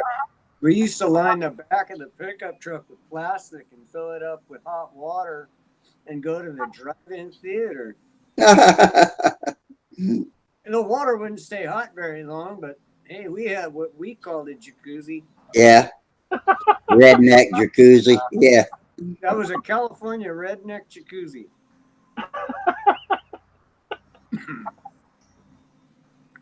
Have you lived in California all your life? I've never been east of the 605, and if you want to know what the 605 is, it's a freeway that's no more than a half hour from the Pacific Ocean. Oh, really? Okay. Wow, How Jeff. about vertical? How far have you been north and south? North and south. North, well, when I was an apprentice in sheet metal, I went all over the country. My boss gave me a plane ticket and a paycheck on Friday. So I went from Houston to Seattle to Vegas, back to LA, and then to Cleveland. I worked on the Rock and Roll Hall of Fame. Oh, cool. Oh, so technically you have actually been a little farther west than the 605. My in-laws are in actually Cuyahoga Falls, Ohio. It's just south of Cleveland. My in-laws are back there. I've been back there a few times. So I'm not a complete surfer hippie, but I mean I have some nationwide experience, but just not much. Yeah. Well, you live in San Diego too, or I have cousins that live in San Diego. whereabouts you live? I live about 4 miles southeast of the Los Angeles airport. Oh, okay. So if you look at the map and you find El Segundo, Manhattan Beach, and Hawthorne, Yeah. Hawthorne. I've heard of all of that. Manhattan Beach is the real rich part. El Segundo is the wannabe rich snobby part. And Hawthorne is the part where you just go and live and have a good time. Where is Vallejo? Vallejo, that's down closer to Charles. Yeah, that's probably that's somewhere between Orange County. Isn't it Orange County or Charles, you live between down LA. right? It's between LA and San Diego, but I'm not really sure. I've seen the signs. Vallejo. That sounds familiar, but I don't know where it's at, Steve. Oh, Vallejo, my mom said that's where they lived when my dad was in the service, and she told everybody she lived in Valley Joe. basically what it is. That's funny. And then she was telling everybody that they said Valley Joe. People from California said, "Yeah, we live in Valley Joe." They're like, Oh, that's too funny. "You Bob mean Bishop says he used to. okay. Bob Bishop says he used to live just east of Santa Monica. East of Santa Monica. That would be Westwood, West LA. He said West LA. Well, West LA. Okay. West would be a little further east. That's just north of me. About 10 minutes with no traffic. In LA traffic, it's about 45. All right. Where is oh shit. No, I can't. I just thought of it and I can't. El Cajon, La Jolla. Berry Farm there or something. And Oh, Knoxbury Farm. Yeah, that's in Buena Vista. It's in Buena Puke. is that someplace by LA and stuff? Oh yeah. It's just on the north edge of Orange County, which is probably 30 minutes from my house. Okay, yeah. I had friends that when they were kids, they lived somewhere around Knott's Berry Farm, and they said that twice. I forget how many years they lived there. They said, but twice the fog or the smog was gone, and they could actually see LA. But besides that, the smog was so bad there when they were there that you couldn't even see. Oh, they dealt with the brown curtain? Yeah. Yeah, that's normal. That's pretty normal here. But it's much better now though, because even at Woody and Arrows, I heard you couldn't see those mountains before. Now you can see those mountains really clear. Actually, the air's getting clean and the sex is getting dirty. I've heard a lot of people on Stunthangar talk about flying at Whittier Narrows. What's that like? They've got cages for speed and racing and a lot of control line stuff out there, right? Yes. They have a speed cage and they have one of those tether car cages out there. And they got 2 circles they're all asphalt. They got 1 circle that's grass with a small patch of asphalt. I believe they use it for carrier last time I was there. Mm-hmm. Yeah, carrier in combat. And then they have that space, Charles. Do they still have that space over closer to the wash that were to the west, where there used to be 2 combat circles over there? They still have that over there? Yeah, they still have that. Yeah, that's still there. That's Now, where they do, that's close to where they do the carrier at now. Is Whittier Narrows, is that by Los Angeles too? Yeah. Yeah. Yeah. It's in South El Monte. And it's a nice, it's a paved, they repaved it, I think 3 years ago or less. So it's a nice facility. It's not bad. The park is super old. I mean, the facilities are really old. The restrooms are really old. I mean, they need to be, rebuilt or something. But it's a nice. I enjoy going there for contests. The flying pad is a lot better kept than Sepulveda Basin. Sepulveda Basin looks like a 4.3 went through there yesterday. I thought the basin wasn't that bad. Except for that one part, the very first circle, where I'm not sure what kind of surface that is, but the other part is not too bad. There's 2 decent circles over there. Well, when you first pull in, when you come down that long driveway to the basin, Apollo, yeah, call it. When you come down that long driveway, the first circle on your right is going to be what they like to consider the electric circle. Don't spill any fuel on our circle. Oh boy. Okay. Yeah, so it's pretty archaic. Well, is this like reserved for clubs, or can anybody go out there anytime and fly? You wouldn't have to be named anybody. If you went to Toys R Us and you bought a Cox PT-19, you could go out there and fly. You wouldn't have to join any clubs. It's wide open to the public.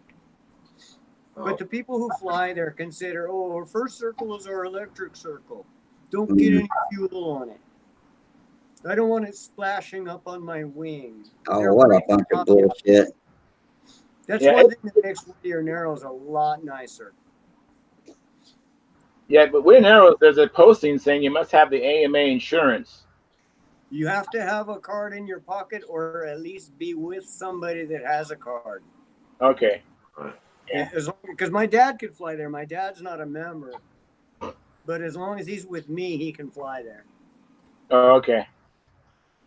I've been to LA one time, and I'm sorry. We got there. I was driving a semi at the time, and we got there about 3 a.m, and we found out where we had to deliver. We parked and everything, and they opened at 7. They got there, and they didn't have their high-low broke down. They didn't have a high-low, so they said, "You got to go down to the next exit, one further down and back." And they give this address. They'll unload you there. We're like, all right. So we go try to get on the expressway, and we could see the other exit, and it took us 2 hours. That's why in LA we don't call it an expressway. We call it a parking lot. We couldn't believe it. We're like, first it took us at least a half an hour to get down the on-ramp, and then to go 1 mile, we could see it down there. It took us for another hour and a half. Yeah, it's bad. There's a freeway in Orange County, the 91, and when you get stuck in there, they call that the Orange Crush, because it's in Orange County, but the freeway, you don't move, and it's called the Orange Crush. Is there any time of day when you can just get out there and drive, or is it I all? don't know what time that is. I haven't found it yet. I found it. What time is that? 2:30 in the morning. Okay. Well, that's like I said, we got there like at 3 o'clock in the morning, and there was traffic and stuff, but we're like, there was a lot of traffic really, but I think that expressway is 5 lanes across. Oh, at least maybe even 6. And the cool thing was we watched all the sprinklers come on. They were watering the expressway. And we're like, holy shit, they watered their expressway. They expect it to grow. Is that what it is? Yeah, I think so. I'm like, why would they have trees and stuff there? And then they gotta water them. But See, Steve, you a lot of money. gotta think back. You gotta think back. The people that are running this part of the country right now, here in California, the people that are running the country were the people that grew up in the early 60s, mid 60s. They're like, hey man, let's put water on it and make it green. So okay, now it's all cool. So they water everything, hoping it's gonna turn green. That's California for you. But I was trying to think how many sprinkler heads must be on that expressway, and how many people they got to service sprinkler heads.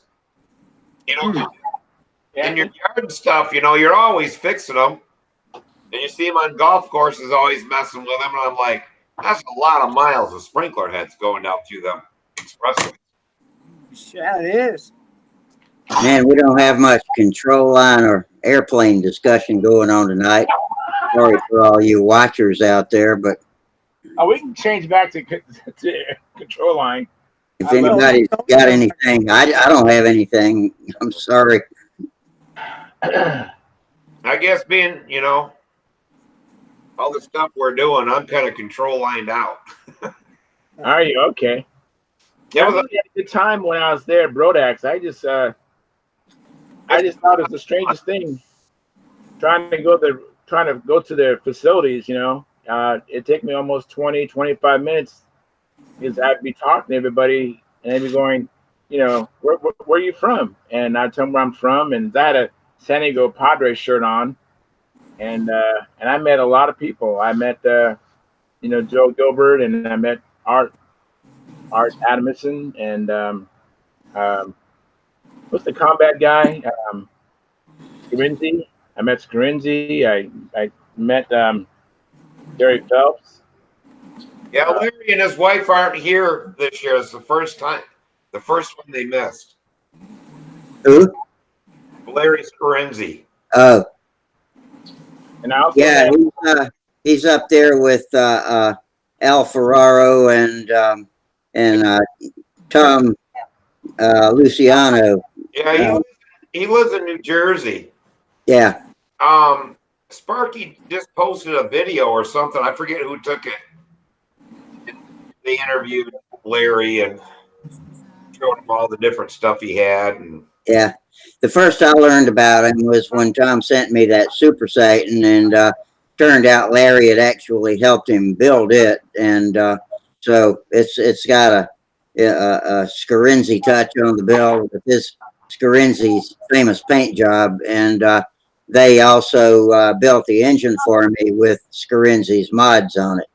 And so that's a really cool airplane.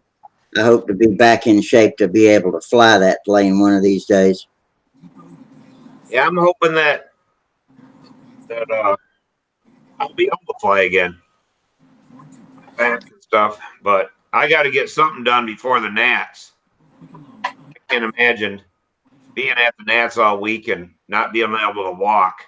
Yeah. But if I hadn't paid for the room. Do they allow golf carts out there? Pardon me? Do they allow golf carts out there? Maybe you could rent one. I can't. It hurts for me to set. Like right now, me setting, my back is hurting so bad. I have to lay out. Ouch. And I can't hardly walk. And if I hadn't paid for my room, I'd have left yesterday. I'd have went back home.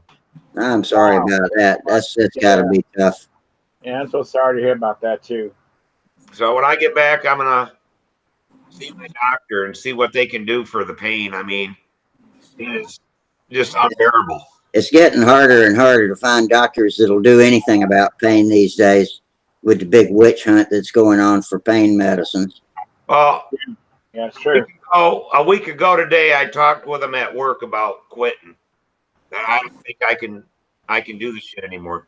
You're semi-retired, aren't you? Yeah, because I've been having problems, and I mean, I can't even do it. I work one day, the next day I can't even walk. I mean, Yeah. literally, I'm dragging my right leg. I can't lift my right leg. Ouch. Oh man. So that's how I am right now. I don't know if my right leg's even going to work tomorrow. But yesterday it wasn't working very good. By 1 o'clock or so, I could move some. Everybody's, oh, you look like you're doing better, and I'm like, yeah, I am doing a little bit better. Today, it went a lot better, but I think I overdid it. Yeah. That's what happens. You have a good day, relatively speaking, and then you wear yourself out for the following day. So I'm familiar with that routine.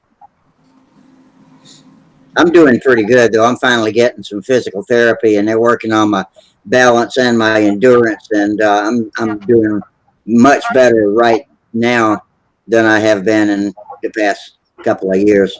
All So right. yeah, I'm in good. I'm in much better shape. I couldn't fly a pattern right now, but it won't be long before I can. That's good news. Yeah, I brought 3 airplanes. I didn't fly when I was here. I mean, it's like I just feel so bad that I don't even want to spin in a circle or hold on to an airplane or whatever. It just makes my back hurt so bad to pull on it. Yeah.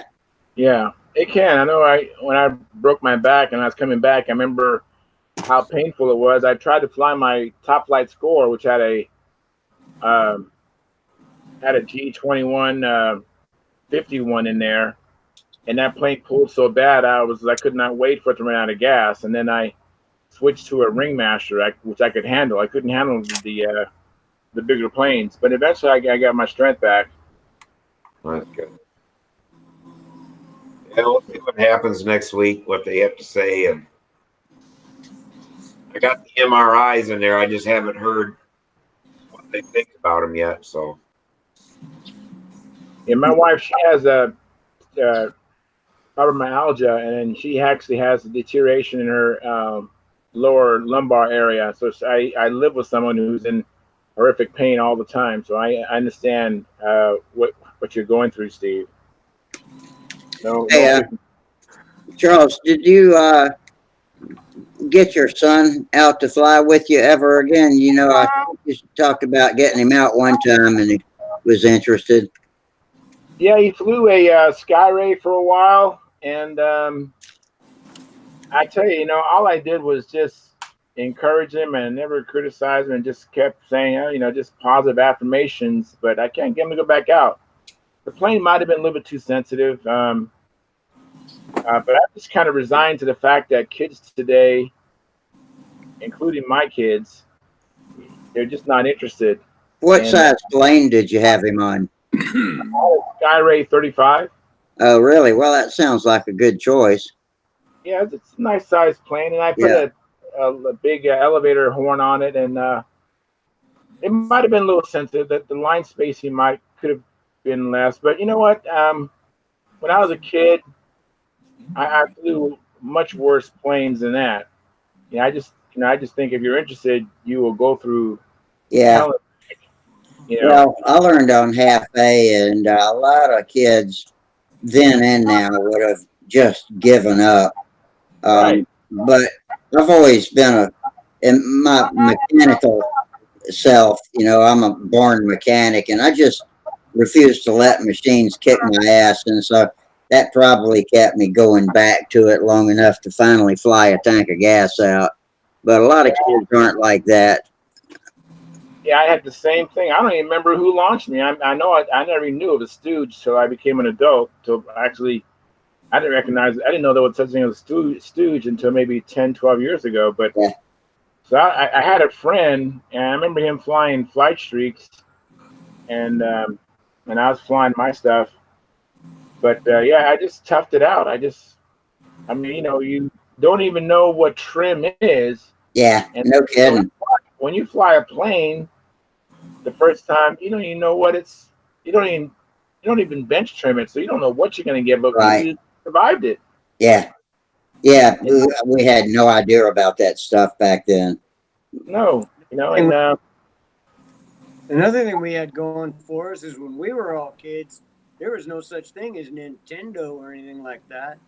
yeah, yeah, We had nothing to do but build it and go. Yeah, our parents used to put us out to play, and unless you didn't show up when it was time for supper, nobody worried too much. yeah.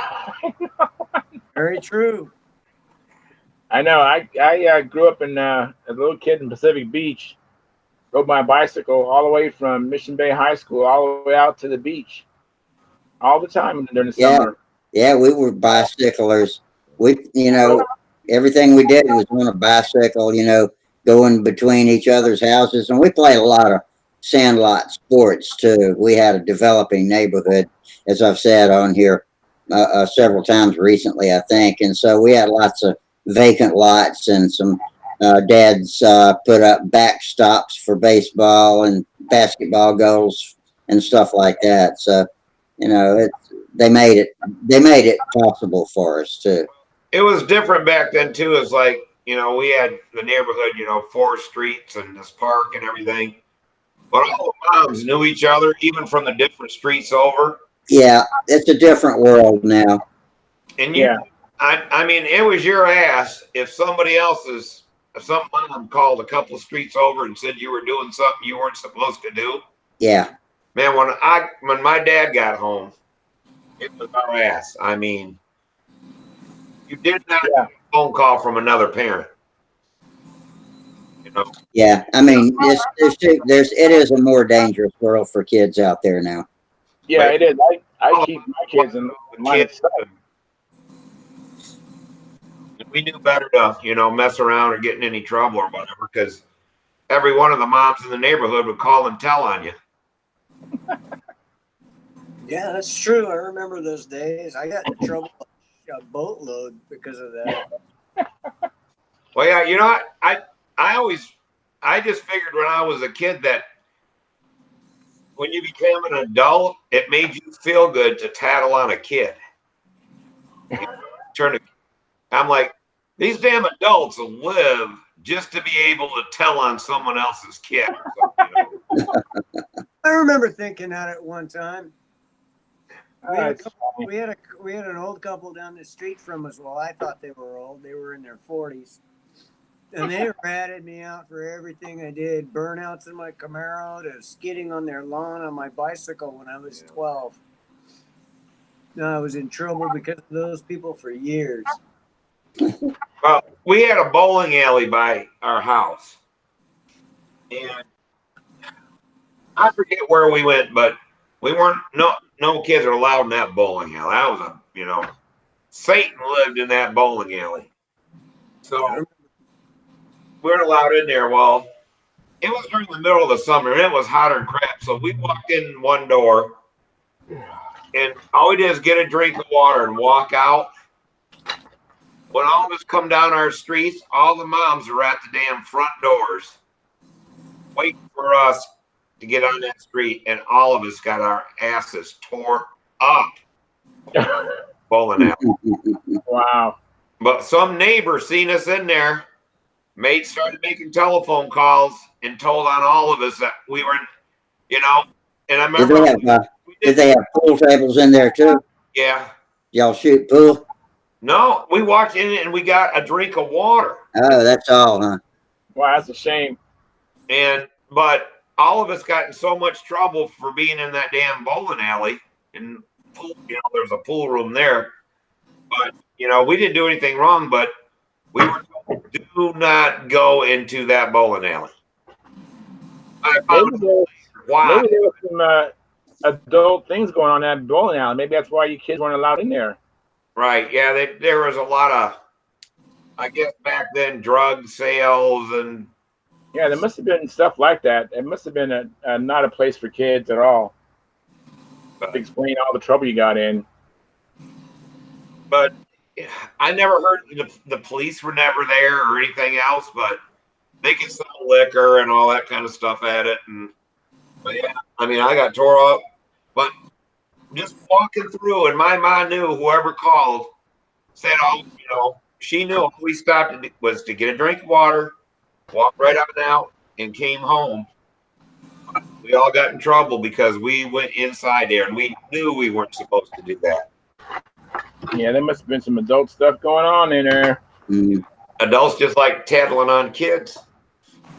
Yeah, when I remember when the first pool hall opened nearby, and it was down in a little business district near our neighborhood where all us kids lived. And when we got older, rather than riding bikes, a lot of times on the weekends we just walked around. And so we ended up finding that pool hall one night, and we'd never shot pool or done any of this stuff before. So we got to where, we were loading up the quarters and going and shooting a little bit of pool, and it was fun. And then we were walking around one night, kind of on the way home. Everybody was headed to their respective houses, but we were still in a group, and the cops came by us. "What are you boys doing out here?" And we told him we were just walking around. "Where you been?" I piped up. I said, "Shooting pool."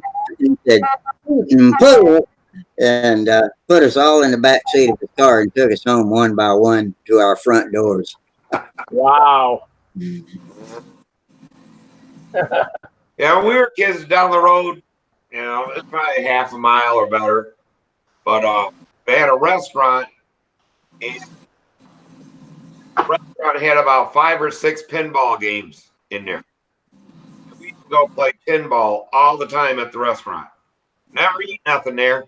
Just put our damn quarters in that pinball machine. And Did they have flipper pinball, or were they the bump tables? the flipper ones. Yeah. I was good at some of those, especially the one called Strikes and Spares. I could kill that machine until the buttons wore out. Yeah. And then, just wasting your money after the buttons and all start wearing out. The relays get dirty and the little flippers get slow. They say pinball machines are coming back again. I love playing pinball. I didn't care for the bumper tables. I never understood what you were supposed to do, really. I just knew that some people put money in them and then went to the cash register and got money back. I don't even know how it worked. Kind of like a slot machine. Yeah. Throw money in it, just watch it go away. Yeah. Oh, yeah, that way too. What I liked was to play ping pong. I loved ping pong when I was a kid. Ping pong. I liked it, but I never had enough of opportunity to get any good at it. Yeah. I love shooting pool and ping pong. We played at school. Holly and I had a ping pong table for a while until the humidity made it warp, and then we threw it away. I hate to call us all old, but has anybody ever played shuffleboard? Oh, yeah. Day camp. We used to, and if you didn't go to week camp, sometimes we'd go to day camps, and I don't know, canoes and horses and stuff like that. And they had shuffleboard at a couple of those places. Yeah, when I bought my house, there was a shuffleboard painted on the driveway. Oh, no shit, really? Did it work good? Was it smooth enough? No, it didn't work for shit because the earthquake already hit and my driveway was so busted up. Oh. You shoved the bucket across there, it was going to be doing backflips by the time it got to the next triangle. What it was when I looked at it, I was like, "Oh, that's cool." I think it's still there. That's funny. But the driveway's still busted up. I haven't fixed the driveway yet. I fixed everything but that. You can only do so much in 22 years. Yep. This is part of the reason I only have. Well, Rusty saw my planes. I sent him some pictures of it. Oh, yeah, you did. I remember where I put them now. Yeah, well, there ain't nothing to look at. They're just skeletons, basically, with some skin on them. Yeah, he sent me 3 or 4 good pictures. Well, guys, I'm gonna hit it because I got to get up at 6 in the morning. Right, Steve. Hey, Have a Steve. good luck out there, brother. Yeah, take you some Tylenol or whatever you need to. Yeah, I'll grab something to eat, go to the field, say goodbye to everybody, and I'm headed home. Are y'all on Eastern time or are y'all on Central time? Run Eastern. Oh yeah, I thought so. Okay, It's what 11:35 here right now. that's what it is here too. Yeah. Yeah. Okay, Steve. Well, Oh, Steve, let me ask you a quick question, Steve. It's an AC question. I have a portable air conditioner. You know, the Yeah. pack you roll it around. You have the like the dryer vent to a window, Okay. and it's just not working very well. I mean, just like I guess it's just so much. It's producing so much humidity. I think, if I'm not mistaken. I haven't ran it in a year, but I know I need to maybe get it fixed or just replace it. Are those all the humidity should drop while it's running. I'll let Steve answer. He's the AC guy. What happens is that some of them have a pump that pumps out the water, humidity, right? and if that pump, if the pump gets dirty and doesn't pump good, and you get too much water in there when it makes like a high water level, Right. it'll shut that off until the water level comes. My brother had to take his apart and clean it, and it works fine again. Okay. See how the water gets out of there because it'll trip a high water level and shut stuff down, shuts the compressor off. Okay. Yeah, because the fan is blowing, but it's just blowing warm air. It's not cold anymore, Yeah. and it's really humid. You know. See if make sure there's if you can empty the water out of it. Yeah, and it fills up with water quite. I mean, quite often. I mean, I'm like, yeah, I think it's used to not get a lot of water. Now it's a lot of water. I got to keep dumping water out of it. Right, and then it'll work again. So find out if there's a filter down in there, trap, something's plugged up and the water ain't getting out like it's supposed to. Okay. Thanks, man. Yep. All right, guys. All right, man. Hopefully see you Monday. Yeah. Good, man. Take it easy. Yep. Yeah. Take care. Out there, brother. Air winds, tight lines. Bye. Let me get this phone call. I'll be right back. All right. All right, so Rusty, you still haven't fired up that airbrush yet, huh? No, I'm sorry. I think about it every time I walk back there and look. I said, "Damn, Jeff keeps asking me about that, and I'm doing nothing but talking, just full of hot air." No worries, no worries. If I get actually back out in my shop, I'm doing cabinets right now. I'm building cabinet doors and I got to put glass in them, and it's pretty tedious.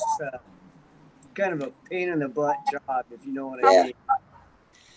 If I tried hard enough, I could make time to get out there, but after such a long layoff, I'm having a hard time getting inspired to walk out there and not do other stuff and go out there and have a little fun. I really need to be good for my head. Yeah, lately I walk out in my shop and I look around and I go, I'll be right back. what am I going to do next? Because there's so cow. How do I conquer all? Hang on, I got to mute Charles. All right. There we go. Okay. Now I lost my train of thought. Now, yeah, I just kind of walk out. I've got projects. I got the Cardinal and I've got the Hyper Viper, both of which are, we're making good progress when I, quit them. I didn't really quit the Hyper Viper. I just hardly ever get to it anymore. That's cool. That Hyper Viper looks like a pretty cool plane. Yeah, it is. I I could glue it together right now and just shoot it with paint, but I want to do a really nice job on it. So that's kind of why it's sitting. I'm just kind of thinking about it and piddling with it and piddling. It's hard to make the transition from piddling to actually working. I know exactly what you're saying. I do the same thing. I go out there and I think more than I work. Yeah. I look at everything I got going on. I go, do I really want to do that paint job I have in mind? I mean, years ago, I painted cars, I painted boats, I painted Harleys, I painted sport bikes, I painted scooters, I painted skateboards for that matter. It Yeah. didn't matter. If they brought it in, I'd paint it. I think I'll probably be calling you up when I do get on this brush if I need any quick advice. Is that all right? Yeah, sure. Okay.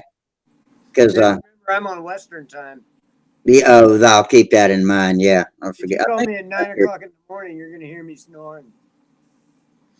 9 o'clock Yeah, your time. I'm a late sleeper too. I don't get my inspiration until 10 o'clock at night, but Probably be all that's right. too late to start working in the shop. I need to move that up to like maybe if I went out right after supper at nights, I could get some. I could get 2 hours done every day if I did that. If you go out at 6 o'clock your time, well, 6 o'clock is 3 o'clock my time. Yeah.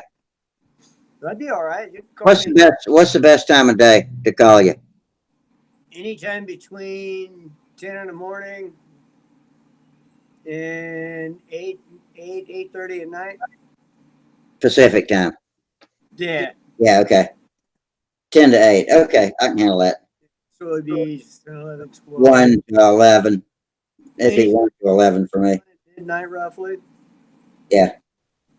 Because I know I watch this, and I know you guys are on Eastern time. And shit, they stay up till 12:30, 1 o'clock some nights. Yeah. That's a Yeah. lot. I think our record is a few minutes after 2, not too long ago. Wow. Yeah, I think I remember that. I was on YouTube and I fell asleep that night. That was a great show. We've had a couple of really great shows that they like. I'm about to shut it down, and somebody pops in, you know, about like right now. It's just 20 minutes before midnight, and all of a sudden we'll bust out into a great discussion, and people will have stuff to show and ask about and everything, and then we all of a sudden go from boring for the first couple of hours to really having a great show for the last couple of hours and going late. I know I've seen that happen. It's like it's been great watching it from YouTube, but I can see from this side it's going to be even a lot more fun. Yeah, good. I'm glad you got hooked up. Yeah, and you know what? I was thinking, I'm not very computer savvy, so I'm thinking, Well, this is going to be tough. you're doing pretty much everything you need to do tonight. We got a good signal. You must have decent broadband. The tablet works. So, It seems to be working pretty good. I hope it works this good from the shop. are you able to look at the YouTube chat box while you're in the video? No, not yet. I mean, I don't want to screw up what I got going because it's Yeah. good. I could probably split screen it and pull up YouTube. Yeah. But I don't want to bring up any feedback from. Yeah, you just make sure and stop that feed before, but the chat box keeps rolling when you stop the feed. Oh, it does? Yeah. Yeah. Check that out. Yeah. Don't just mute the sound because it's still eating up your bandwidth. Just stop the whole thing or pause. And then the text box keeps on going though. I'll check that out. I mean, but as far as getting on here after logging into Stunthangar, getting in here was real easy. Yeah, good. Some people have all kinds of weird problems, but I think we've got people using so much different equipment that I have no idea what causes some of the weirdness that goes on with connections some nights. Yeah, I think what scared me about trying to get into this is all of the conversations you've had with people trying to get them in. I'm thinking, well, hell, I don't want to try that. Yeah. Yeah, we have blown hours occasionally, especially when Sparky's in here, because he'll bulldog it, rather than just say, sorry, we'll try to contact by email and figure out what to do, which is what I kind of like to do if I can after a first couple of tries. If it doesn't work, then do that. But Sparky will bulldog it sometimes and spend a lot of time doing that. Of course, this is his house we're in, so he can do anything he wants. I'm not complaining. This is true. I got hooked up on Stunthangar because I just ran across one of Sparky's build videos. I was looking up control line on YouTube, and I ran across one of Sparky's build videos. So I checked it out. Then I found Stunthangar, and I've subscribed because I liked what he was doing. And then I found Stunthangar Hangouts. What's that? So I clicked on it, and here you are, and all this crew, people talking, chat box. Oh, shit, I can talk too. This is cool. Then, you get in there? If you go to the Stunthangar YouTube channel's homepage, then it's visible right there immediately when you get there, isn't it? Usually, yeah. Okay. That's what I tell people, but I hadn't tested it myself. I thought that's the way it was. Once in a while, it's not, but mostly what I see is when I first get the notification on YouTube, I'll click on it and it'll say waiting for Stunthangar. Oh, yeah. And then about usually within 35 seconds, That's right. Start talking. Yeah, because what I do is I click one button that turns on the YouTube feed, but not the video yet. Then I go over to the Stunthangar at the bench. I click that, which is already cut and pasted with all the stuff, links and everything. Hit that, and then I come back and click the start button on the video, and that's when we all come together. Okay, that makes sense because you got to start something first. Yeah. It takes time to get back and forth. Yeah, and I just preload everything with the titles and descriptions, and then stack them all up where I want. Put the chat box where I want it, over in the left-hand column, and then push go, and everything starts up. So it's not too much trouble. It took me a while to get the hang of coordinating it, and I would forget to do one thing or another. Once in a while, I'll forget to click the submit button on at the bench, and I'm like, gosh, nobody's here. I wonder why. Oh yeah, I can imagine. It's a lot to do though. Yeah. Yeah, I was really amazed when I ran across Sparky's videos. He's a sharp cookie. He is. He's a good builder. He's an intuitive builder. He just figures out how to do stuff. He's a great motor guy too. Yeah, I gather that. He knows a lot about internal combustion. I saw his electric shoestring build. That was a beautiful build. He seems like he gets frustrated with people real easy though. He gets impatient, when he's trying to tell people how to log in and stuff like that on here. But he just, you call it rough around the edges, that's Sparky. He doesn't mean to be. He's an old bike builder. And so yeah. He doesn't mean to be crabby. That's just the kind of way he comes off, you just kind of work around that. He's a good guy though. He's doing a lot for the control line community, I'll tell you that. Hell yeah. Yeah. Sparky's got 10 years on me. And when I first ran into him, I was listening to him talk about the old building days. And I broke in. Well, I did construction for 30 years. And on the weekends, when I first started to supplement my apprenticeship income, I built bikes and hot rods on the side.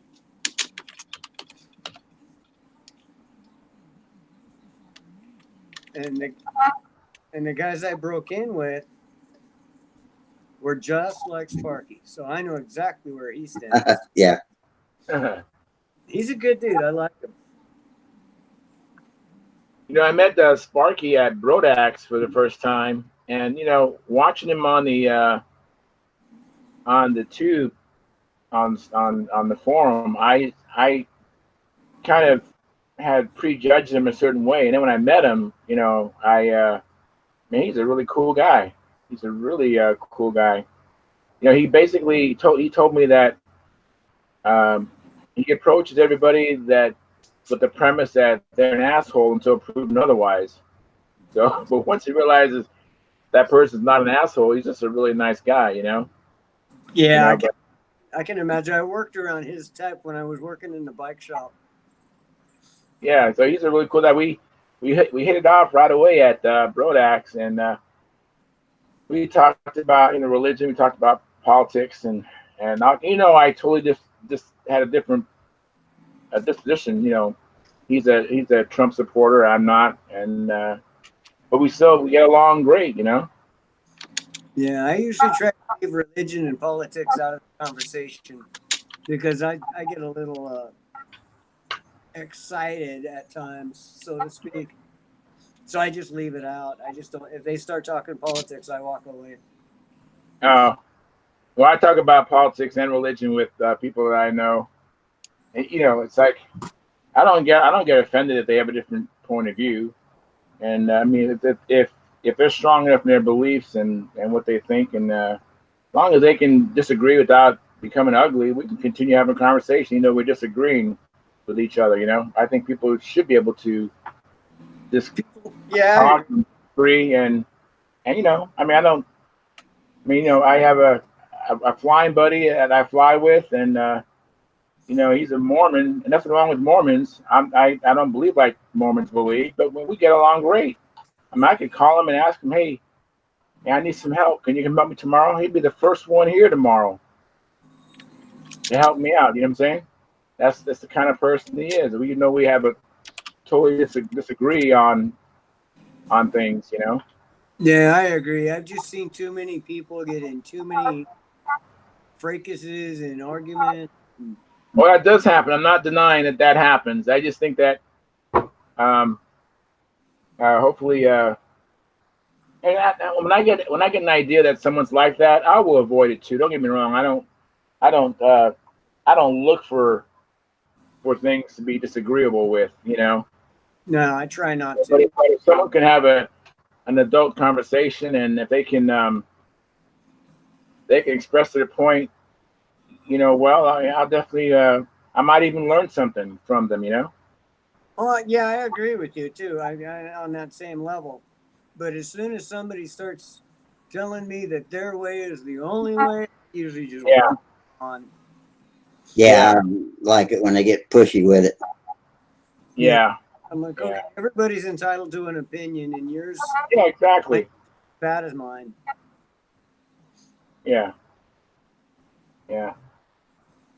Or it might be just as good. I don't know. But there's some people who think that they think that the easy just handle is a terrible handle. It's gonna come apart, and this and that. We have people who believe that you should only use solid lead outs, and they think that braided lead outs are no good. And yet people who think all kind of things. Do you remember the old yellow plastic Sullivan handle with the steel lead out? I had one of those. That's what I learned to fly beginner with. That's what I learned to fly on. And I had one split in half, and a cable come through my hand flying a shoestring one time. And I was wow. like, did it cut your hand? No, it didn't cut me, but it hurt. I was like 14 years old. My hand was like, I don't know, 2.5 inches.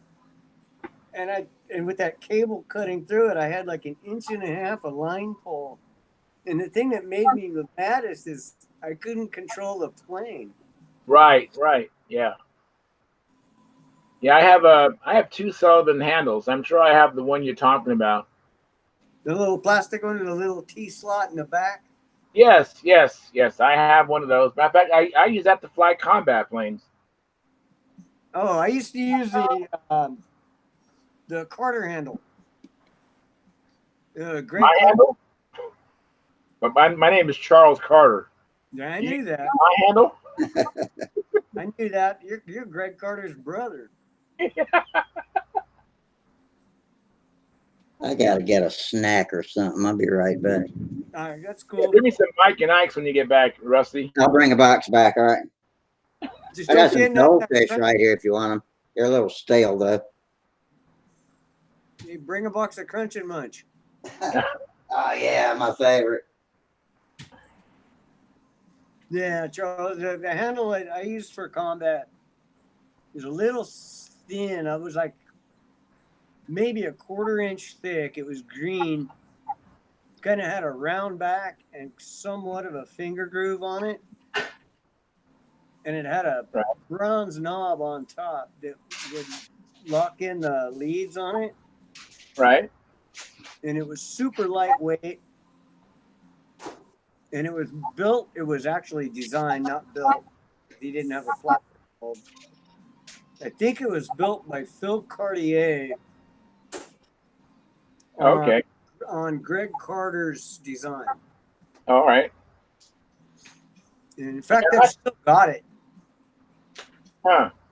In fact, I still got a couple of Carter's Custom Cores Allen planes that are old combat jobs.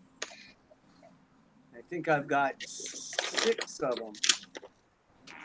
I'd have to check my rafters. All right. I know I've got 6 planes and two motors plus that G21. We got an original Slim Jim. All right. It's called a protein stick. Now, hang on. Let me click on the thing there. It's called it says protein stick right there. I don't think it's focusing too well, but we got that, and I got some Hot Links peppered beef jerky. Oh, there we go. I like to make my own beef jerky, but it's as expensive as buying this. Tell you what, I see why beef jerky's so expensive. Oh, Dennis Nunez just joined us. Dennis. I hope he hadn't been hanging out there too long while I was waiting with my food. Hey, Dennis. Good evening. Good evening. How are you? Good. You want some beef jerky? Sure. Yeah, he's in a sharing mood tonight, Dennis. How you doing, Dennis? Where's everybody at? Brodak. Yeah, Brodak. Oh, that's right. That's right. Brodak's this weekend or this week. Yeah. Yeah. Tomorrow's the last day. I hate to bring up. Hope I'm not bringing up a bad subject, but are you flying, Dennis? Have you been flying? You got that thing sorted out yet? I haven't flown since the Northwest Regionals. Oh, which is May. I'm sorry to bring it up. So, well, we're still working on the deal, trying to get it worked out. So, they haven't said no, but I'm waiting for them to say that. What are we talking about? An airfield? Yeah. I remember you saying something about that. I don't remember the details, but. So I've been running over to, when I did fly before the Northwest Regionals. I've been going over to Napa, which is about an hour and 20-minute drive to go fly with Dave Fitzgerald and Brett Buck. So it's not bad at all to do that. No. In fact, I need to get back over there again, get with them. Yeah, all that kind of coaching, my goodness. Whew. Yeah, in fact, at the Northwest Regional, I ended my winning streak there. I came in second, and Dave Fitzgerald and Paul Walker were the judges. And afterwards, Dave comes by and says, "We need to get together. You need some coaching." I said, "Okay." Dennis, looking behind you at all your airplanes, it looks like you could form something that looked like an invasion coming in over the treetops if they just suddenly all appeared with the flight streak in front, you know. Yeah, there's a few of them up there. Yeah, I need some coaching too, Dennis. Well, you got to move up north. Yeah, I know. I would love to have some coaching with Dave Fitzgerald and Brett Buck. Wow. Yeah, we just had that opportunity down here. Well, from Dave anyway, for the second year in a row. Yeah, they're Triple Tree. Yeah. So yeah, I was talking. He donated his plane to the Learning Center. That's right, he did, but not before he took it out and beat Derek Barry the next day. So that's playing to be a reminder of him from here on out, huh? We were joking that Derek must have looked really relieved when Dave donated his plane on Friday at the ceremony, and not knowing it was going to show up on Saturday at the pits. Yeah, for what I understand, Derek had the last flight of He that did. plane. He did. I've got a video of Derek that might be that flight too. I've got to check. I got to send him the link and let him tell me. It's a good video too. It's just from the wrong perspective, but it's still got all the stunts in it. Pretty crisp. Yeah, that video is on that thread that I started about Orestes Hernandez. Did you see that thread I posted, you guys? Yeah. What do you think, Dennis? Well, when you see him fly in person, I mean, video only shows so much, but when you see him fly in person, you don't realize how good they are. I mean, he's very tight on his maneuvers too. How meticulous they are. Every movement's exactly calculated. It's just amazing. At the Northwest Regionals, Paul Walker debuted, or he brought out his new, what he calls an impact, which is very far from being an impact.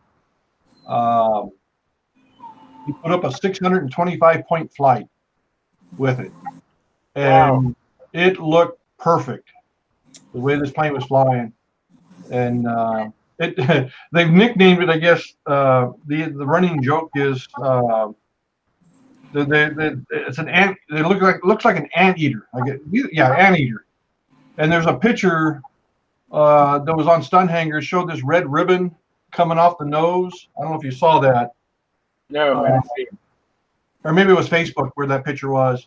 But what they had done is on that ribbon, you can't see it in the picture, but there was black dots that was supposed to represent ants.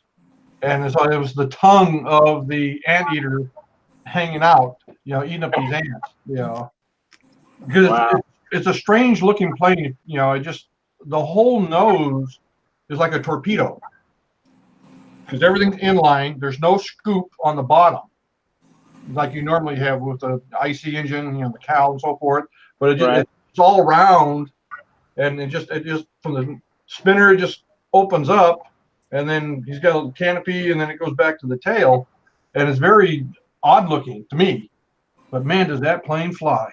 Oh man! How does it get airflow through the nacelle? He's got on the spinner. They made it the slotted right at the back of the spinner. It's larger. The fuselage is larger, so it's all open on the back of the spinner to get air in. How much of a gap is there between the spinner and that opening? Oh, guessing about, no, I don't think it's any more than 1/8 of an inch. Okay. And the spinner fits inside there a little bit? Is the spinner recessed at that opening? Yeah. Well, I think that looks so cool. I've seen that on other planes. I've always thought I would love to be able to do that on a model. I always thought that looks so cool to have the spinner recessed and have the nose ring, if you would, encompass it, cover up. Oh yeah, you know what? I've never thought of that. It would though. Yeah, that's a really cool look. I don't know how they do it. I imagine it's not that difficult, but I just think it's so cool, and I've seen it a number of times. I thought that is a cool front end. Yeah, and I don't know if they use a special spinner that has a back plate that gets recessed, further in or not. I don't know. Right. But you take his P-47, it was, because it has the big cowl on the front end. Right. A lot of them, they recess the spinner back in those as well. Right. But that's a big, oval kind of or oblong anyway. But when it's just the same shape contour of the spinner, but just larger than the spinner, I think that is so cool. I mean, don't get me wrong, I like the P-47 front as well. I mean, my T-Rex was like that, and I kind of like that. But it's just another wrinkle that I like. Well, he's taking advantage of what electric offers. Because he doesn't have the cylinder hanging down or whatever to have to cover up or anything, and so he's just streamlined it. And I mean, it flies really, really nice. You know, man, does it turn. And it's all inline. You know, the engine center line is in line with the wing and the elevator all, 0, 0, 0. So, Right. Yeah, I've seen that concept. That seems to be what electrics are doing. You know, with that Chris Cox playing the same thing yeah. all the time, and it's you can't do that with an IC motor as easy, but that is definitely cool. You know, I been flying this Impact. It's an Impact from Dave Sabon, and man, that thing turns. I just you know how I typically fly pretty big maneuvers, Dennis. Right. When I flew this Impact, I'm not kidding, no exaggeration. The loops I was doing was almost half the size, and with the same input that I have been doing. Do you follow me? Mm-hmm. Just turn a small, tight loop, and this is a big plane. The Impact's it's not as big as the Strega, but it's pretty close. And I'm just trying to figure out how does that plane, and it's not light either. How does that plane turn a small maneuver? I mean, I'm going to eventually open it back up, but it just naturally just turns a small maneuver. I don't know how it does it. Perfect balance. Yeah, I mean the center of gravity's good. Your flap and elevator ratios are probably good. And a plane will turn. I mean, and again, if the flaps aren't too big, and they're not moving so much, you're not stalling the plane out. The plane will turn fine. It's when you try to horse it through corners when you run into trouble, because you end up stalling the plane and you lose speed, and that's what you want to try to avoid. And usually that's a result of just too much input in the controls. So somewhere I was reading, I think, deflection of elevators and flaps never exceeds 15 degrees either direction. Yeah, this plane does not have no more than 20%, 20 degrees deflection on the elevator for sure.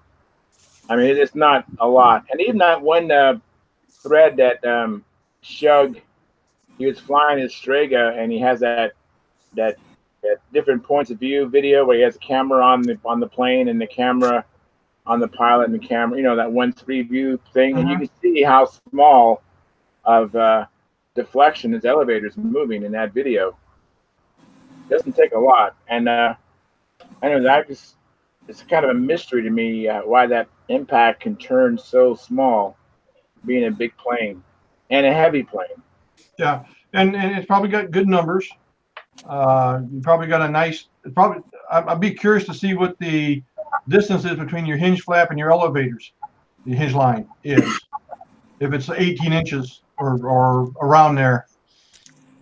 I have plans. I can measure it. I don't know what it is off the top of my head. I don't know. Yeah, I'd be curious because on my Circulus now, because it turns really well also. And again, I got an 18.5-inch moment arm on that from flap line to elevator line, which I thought was excessive. But Ted Blanchard, recommended that. So that's why I wasn't going to argue with him. I'm going to go do it. Yeah, exactly. We reduced the size, and we reduced the size of the flaps even. And I'm going, oh man, that's the last thing I want to do. But we did, and it's not a problem. Did you say 18.5 or 18 inches? 18.5 inches. Wow.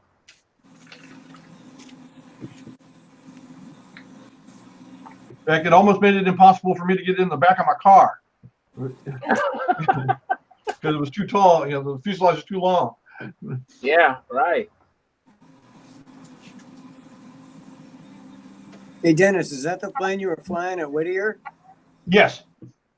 Yeah, that was a beautiful plane. That was a great flight. I was impressed. Thank you. Now he has two beautiful planes, Jeff. Which one? You mean the You're talking about the Circulus? Gladiator, or are you talking about his Circulus? I was talking about the Circulus that he flew at Whittier. That thing's a beautiful. Okay. Yeah, that's that one there. Yeah, This one. Yeah, the Circulus 61. I was impressed with that. That thing flew great. But Very good. at Northwest Regionals, first time I ever flown in the rain. Oh wow. My second round of profile, it started to rain, and it rained good. In fact, it washed out all the markers for the circle and everything. Wow. And Chris Cox helped me and gave me, he said, make sure you dry off your lines as you go on out. Dry Yeah, paper because they towel, get dry 'em off. sticky. Yeah. And he says, don't force the plane. He says the wing loading is going to get heavy, so it's not going to turn like it's used to. So I ended up putting a 505-point flight on the profile. So I was happy with that. Took first place in that one. Very good. Congratulations. Did Now, you have a Venturi filter on it or anything, or just the open air Venturi? What's that? I was asking if you had a Venturi filter on it or just an open air, but then it occurred to me that it was pointed straight down anyway. Yeah. So Well, I use the pantyhose with an O-ring over yeah, the top of it. that's good. So who beat you in advance, Dennis? Who is this? Hang on, I don't know him. In fact, he came out of retirement. He hadn't flown like in 35 years, 40 years. Wow, that's a little whooping for you then, huh? Yeah, and he flew. He had a what's it, electric, I think it was. Anyway, he flew nice. It was close though. It was close. He beat me, I think, by 3.5 points. Okay. Oh, that's could have been anybody's guess then. That close. I mean, a judge could have sneezed and not seen your corner.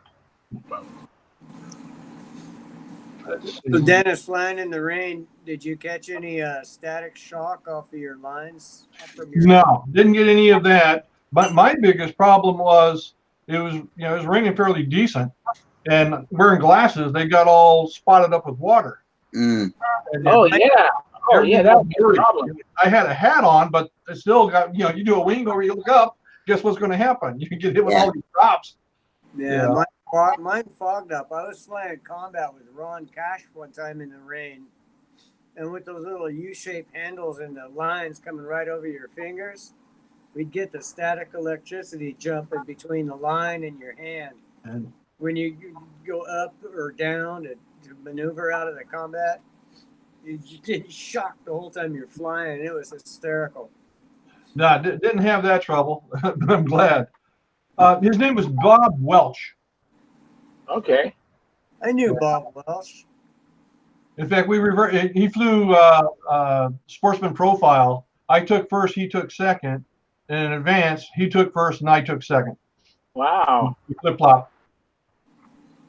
So I guess is he going to be there at the Golden State? You think? Yeah. In fact, I'm trying to make. There's a small little contest up in Canada. Chris Cox and Alan Resinger, they put it on, and I'm thinking about taking a trip up to Canada because I've never been to Canada before, and it's just over the border, so I think I may try it. That's in August. It sounds good. Yes. But Are you trying to go to that contest in Vegas in November? I have it on my list. I don't know if I'll make it though. It depends on how my trip to Canada goes. That's that one that Steve's putting on. Yeah. Yeah, that looks like it's going to be a lot of fun. Looks like he's got a pretty good site with the parking lot that he's got. The parking lot behind IKEA? Yeah. That's a huge lot. I was up in Vegas a month ago, and I drove by there just to see what the site looked like. That lot is perfectly flat and smooth. It's beautiful. I mean, you could take off with tail wheels for your mains.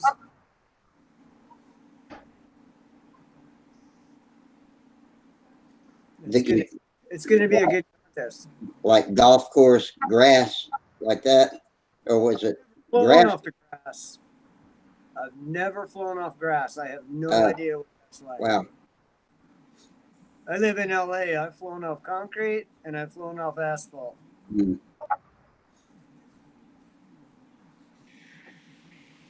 Steve says that the hotels are really inexpensive in Las Vegas as well.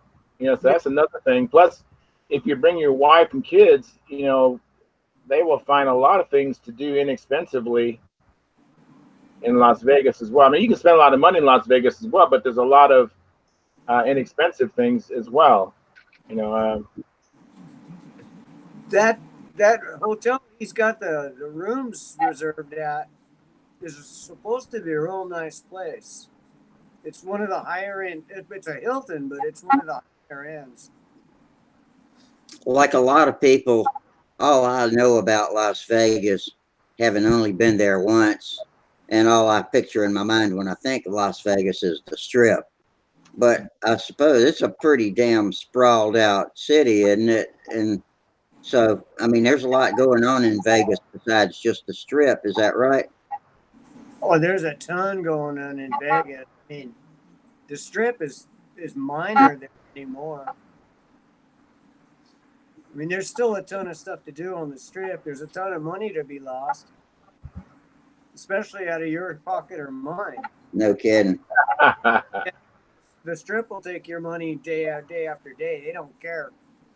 But if you want to go outside the Strip, there's a ton of stuff to do in Vegas. It wouldn't be that far for you, Dennis. It's a 9-hour drive for me. Vegas is 9 hours? Yeah. It's only 4 for me. Well, I'm up in Northern California, so. Oh, yeah. You would have to come across that crap highway. That's a slow drive to begin with. And it's, I guess it is further. Because I can get there in 4 or 4.5 if I stop for breakfast. Shit, Charles could meet me at my house and we'll ride up together. That's an idea. You can share expenses. Yeah, we'll split a room. Yeah, I'm going to be so broke and disgusted after all these cars are done and the Nats. Any nickels I have left, I'm going to be using them to get to Golden State.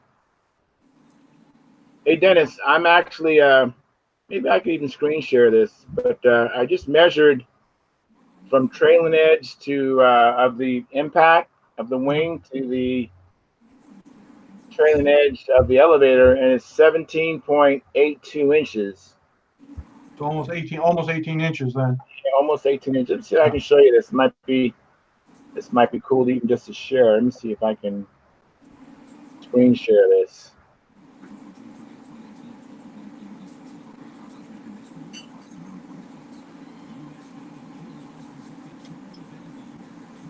Can you guys see that? Yeah. Yeah, let me click on it so the tubers can see it. I'll share it with everybody. Hey, Jeff, do you know how to make that big in your screen? Yeah. I made it big for everybody now. How's that look? Yeah, that's good. I just see the tail end. I don't see the flap line. Yeah, I just want you to see. Oh, does the measurement show up? Oh, okay, I see it now. I see the red line for the measurement. Yeah, I guess if I shrink it down, but yeah, that's I see 17 something there. Yeah. Yeah, 17.82. So I'll stop sharing, but yeah, so I measured it for you.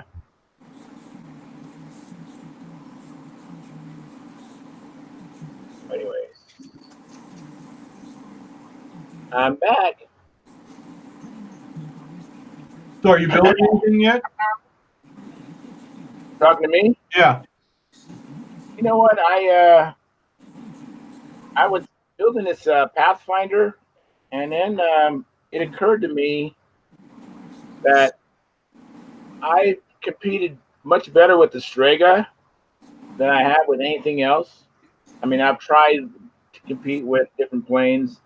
The Vector is not really fair. I went to Golden State with it busted, but still, I was thinking that I have presented better with the Strega. So I'm actually building a Strega.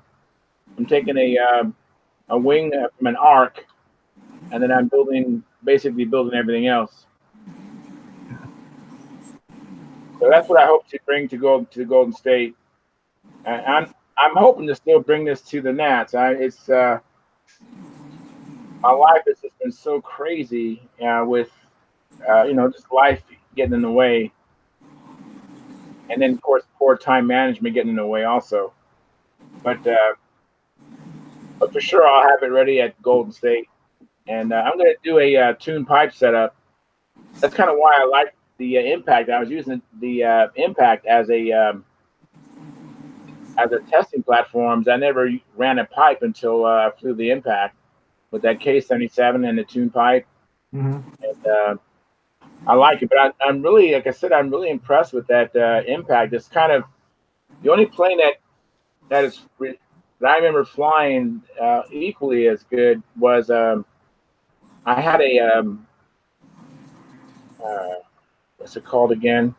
I had an Imitation, and I had it briefly because it's an old plane. It was given to me by Walter Hicks, and I was flying it. And then one day I was in the garage just going through the control systems, and one of the lead outs just came out, while I was playing with it.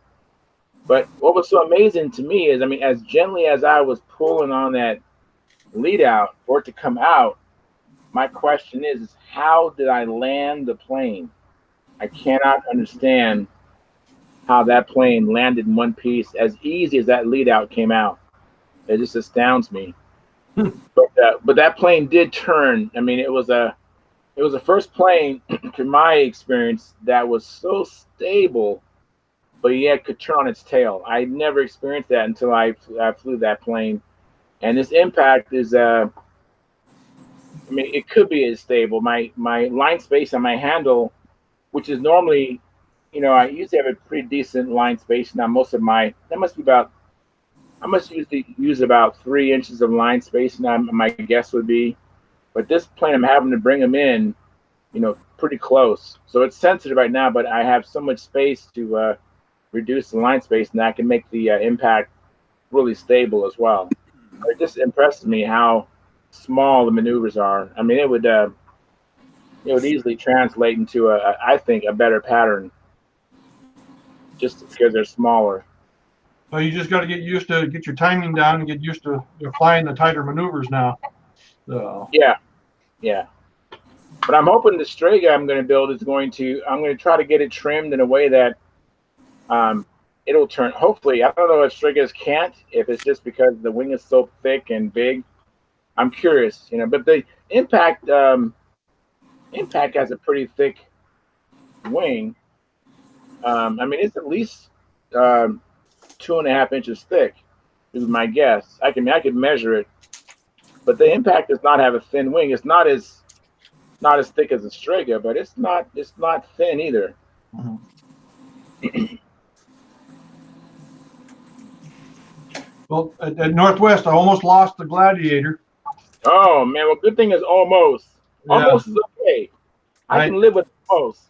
I was in my first official flight, and I got just a senior moment, forgot where I was in the pattern, and I ended up duplicating what was it, the square eights and the overhead eights, and so the time I got to the 4-leaf clover, I do the inside, come on down, do the outside, and I'm coming across, and the engine coughed. Oh, wow. And I thought I was going to die. And I thought I was going to be landing inverted on asphalt. And all I saw was, there goes the canopy, there goes the rudder, there goes the nose. And then it burped back again. So I was able to whip it around, get it upright, and then just the engine cut off, and I landed it. And I was just very fortunate that I was able to get it back around, because it was going to be toast. Oh man, I'm so glad you was able to save that plane.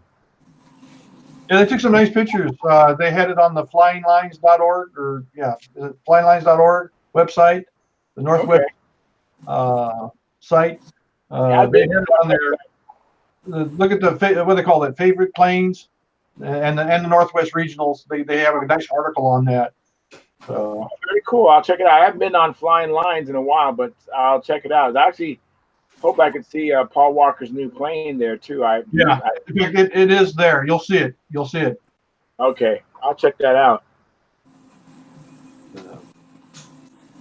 But I mean, it's a big difference than when he had flying was it the P-47 or whatever it was he was flying.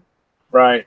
Yeah, and it doesn't look like it's painted almost similar to his old Impact, the bright yellow and red. But the shape of it is just it's different. It really is. I've never seen anything like it. Wow. So, what do you have on the drawing board? What do you have on the bench? Are you building anything yourself? Nothing right now. Nothing right now.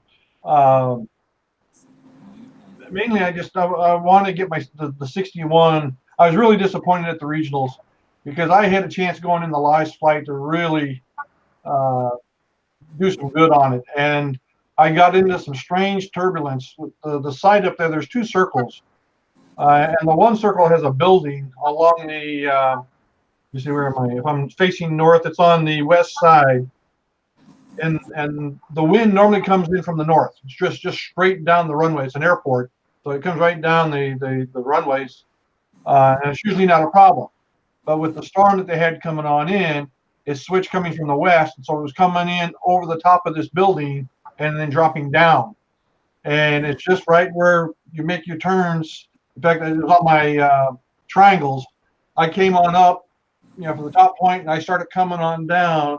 It hit the turbulence, and it just flipped it around. I couldn't get it down. It just did a Wow. and I had to drop down, try to do the second one, and the same thing happened. And I go, whoa! So, Wow. but it was a good contest, though. Even with in spite of the rain, I mean, it was good. Wow. Yeah, Walter Hicks told me it was a good contest, and Walter Hicks said that Paul Walker flew almost perfect. Yeah. And I mean, he was on, and I guess when Paul Walker's on, you can't beat him. Yeah, because he was like 5 or 6. What did he score? His first fight was a 609, 608, something like that. And then his second fight was a 625.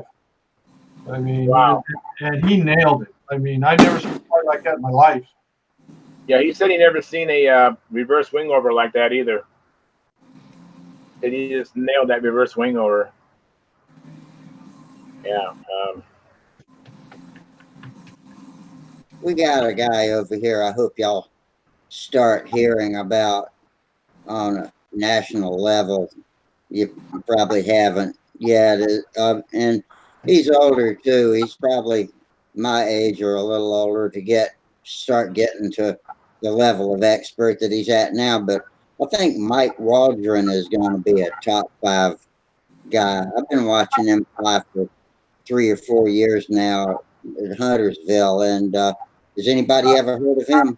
I have. I was watching him when he was intermediate, because I was when I was entertaining going to Brodax, I looked at who was there the year before, and I saw Mike Waldron, and I saw his scores at Brodax like 2015, I think, and then I've seen him at other contests. Yeah, definitely familiar with him. He definitely is. I'm not sure if he was there at 2016 Brodax with me or not. He might have been. I don't know if I've met him or not. He's from Florida, and he travels with his dad. His dad flies intermediate, and looks to me like his dad could fly expert if he wanted to, but he's not interested.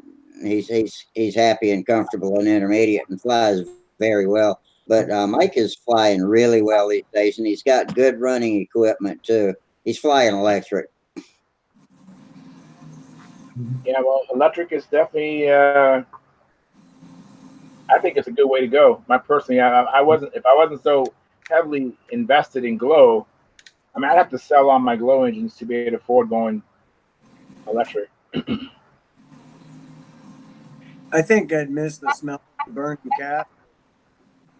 Yeah, I'm a grease monkey from way back. I mean, that's what runs in my veins. But it would be nice to have 1 or 2 electric planes maybe one in a different couple of sizes that I could just pick up and go fly without having to worry about all the other complimentary bullshit that you have to carry, you know, the flight box and everything, and or to be quiet. At least, you know, a lot of people have to be quiet too. But yeah, I like IC, and I like that adjusting your fuel to compensate for barometric changes and all that. I thought that was a great part of the sport. It's gone now because we're allowed to have shutoffs, you know. But I thought that was a great part of the sport, you know, getting your engine run right. And that's just me, you know. I understand if you want to be a top 5 flyer, you know, you can compete much easier at that level with electric. No, I figure by the time I get to Vegas, I'm going to be flying an old Nobler with a Fox 35 in it and hoping for the best. Yeah. Yeah. It's been interesting when I take a look at some of the guys that get into electric, they are having just as many problems as I have with my new Rojet 61, if not more. And you know, learning the systems, learning the parameters, you know, dealing with the ESC and so forth. You know, once they get it set, though, it's fine. But it's getting to that point where you can get it set and then know what to change when it needs to be changed. And many times I say a lot of them, they don't get it right. The worst part I see about going electric is the fact that you got to have your computer with you to program the damn thing. Yeah. Yeah, Dennis, you're absolutely right, and so are you, Jeff. You know, I have a guy I fly with, Dave Sabon.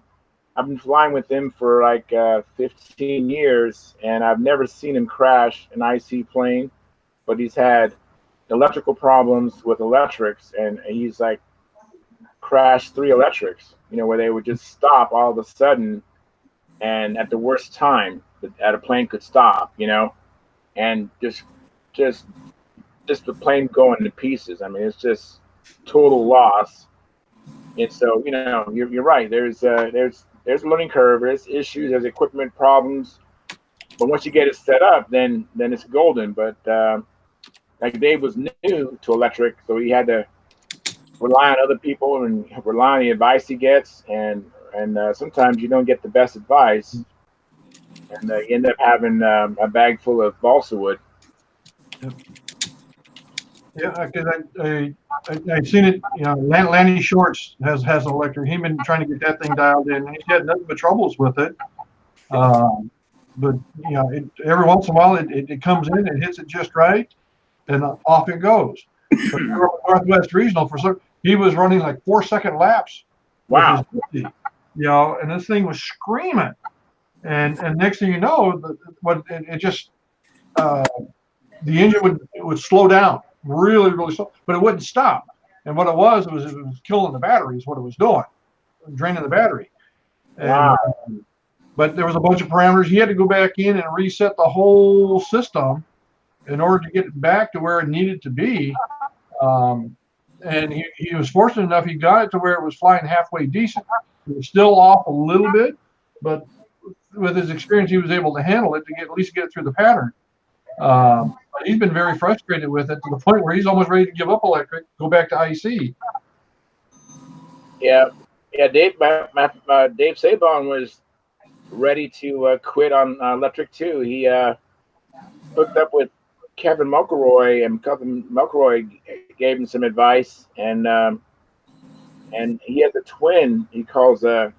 But he has a twin, kind of what's similar to Bob Hunt's Crossfire twin, with 3 tracks, and that plane is flying really good now. You know, he had to change his system he had originally, but for a while he was ready. He was done with electric, you know, because he had lost 3 planes and all that. But I guess he's gonna hold.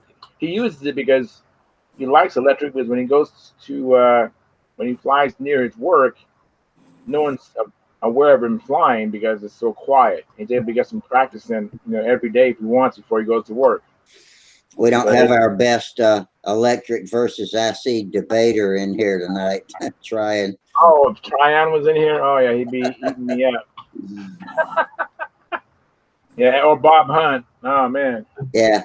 Oh man, you know what? I feel awful. I hadn't called Bob back to help him with getting on here, but I don't think he cares much whether he gets back on or not. But I want to make sure he can if he wants to. I told him I was going to call him back one day, and I was in dialysis, and then kept forgetting, and then I was out of town, blah blah blah, and I never have called him back. So I'm going to try to do that this weekend. Yeah, I'm sure he has lots of grace extended to you, Rusty. I'm sure it'd be all right. I hope so. Yeah, well, what I keep hearing with one of the biggest problems with electric is once you add a sound system and a smoke generator, the plane's too heavy. Who wrote that? There was somebody that had that on Stunthangar. Yeah. Oh, that's Tim Westcott or somebody like that. Yes, yeah. That's funny. Another one, Scott. Electric is the future of all-time stunt. Well, the other thing I saw with electric, and I haven't heard too much about it though, is when you have to deal with the batteries. One, you got to make sure that you're charged up when you go. Otherwise, you go out there and put in a dead battery, you're in trouble. But the other thing too is if you don't use a battery and you're not going to use it for a length of time, you have to discharge them. You put it in standby, yeah. Storage state. So there's a little maintenance, as it were, with batteries that a lot of people don't think about. Yeah. Yeah, if you fail to maintain a OS 46 LA or something like that, then you can come back in 20 years and crank it right up and go. But batteries and everything have to be kept up. I don't know how the engines age just hanging in the shop. The electric motors, I mean. Yeah, I don't know. Because I watch like Paul Walker, Chris Cox, and they have a system that they do when it comes to changing out batteries and so forth. How they'll have a suitcase, and they may have a dozen batteries in there that are all charged, ready to go. But as they're practicing, pull one out, they put it back in a certain order so they know that this battery has to be charged. Yeah. When they're done, and so they don't run into that situation where they get a low charge on a battery and then put it in by accident. Yeah. Speaking of IC, Dennis, do you actually like change your fuel as the contest? Let's say it's cooler in the morning, and then when it gets hot in the second round, do you change your fuel at all? Not yet. I'm not that good, Charles. I've had, with Triple Tree in 2017, we flew round one in the morning, and it was about 62 degrees or something like that. And then we flew round two after lunch, and it was about 96 degrees. And I had to defuel mine, and I would have run over if I hadn't defueled it for second round. Okay. Now, I ran into a situation at the regionals on my last flight with the Rojet. We flew in the morning. I had a good needle setting. Everything. My routine is, get it out there. I'll burp it. You got to burp these engines to get them warmed up and get them loosened up and get them ready to go. Did my first flight, got it started, no problem at all. Landed, we're good. We didn't fly until later that afternoon. About 5 hours later, about 4.5 hours later, the temperature was only about 55 degrees, 60 degrees maybe at the highest that day. And again, not being experienced enough with the Rojet, I fill it on up, because I figured, hey, I ran it this morning, should be fine, should be good to go. I fill it on up, I go out into the circle, take my second official, couldn't get the engine started. So I had to take an attempt. Wow. So we came back. Brett Buck was there, and we fired it up. And he said, "Well, did you burp this thing?" I said, "I did this morning, in the morning." He says, "Well, the temperature is cold enough that you should have burped it again." Again, it's just a life lesson that you learn. Sure. If the temperature had gone up, let's say to 90 degrees, no big deal. It would have been fine. But because it had stayed so cold throughout the whole day, I needed to really burp that thing again before I took my second flight. Do you do more than just run off a prime? What's that? When you burp it, do you do any more than just run off a prime? Right, just off the prime, and you do it probably about 3, maybe 4 times, depending how cold it is. Uh-huh. And you just run it out so it's completely stops popping and everything, and then you're good to go.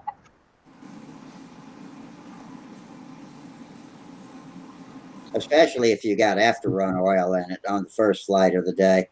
You definitely got to do that. But I know Brett says these are the most easy to start engines, and I was ready to take it and throw it away. Wow, that's funny. Yeah, actually, we had a visitor today where we fly at, and he's a pilot, but he does a different type of flying. He flies what they call F5B, kind of like a glider, electric glider kind of thing. And but anyway, so I'm burping my motor, and he asked me, "Why do you do that?" And I was like, "Well," I told him, "I do it so that when I'm at a contest, I do that at a contest so that I can anticipate that it'll start on the first or second flip. It's something I just do."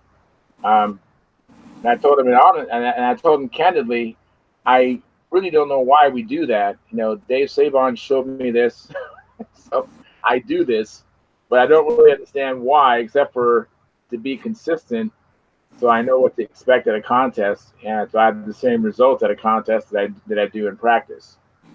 So I really don't know why we burp our motors, and what the purpose of it is. One is to get the lubrication, make sure that it warms up. The lubrication is all around the engine, and any old fuel or castor or whatever synthetic oil that is left in there, that you're able to get it out.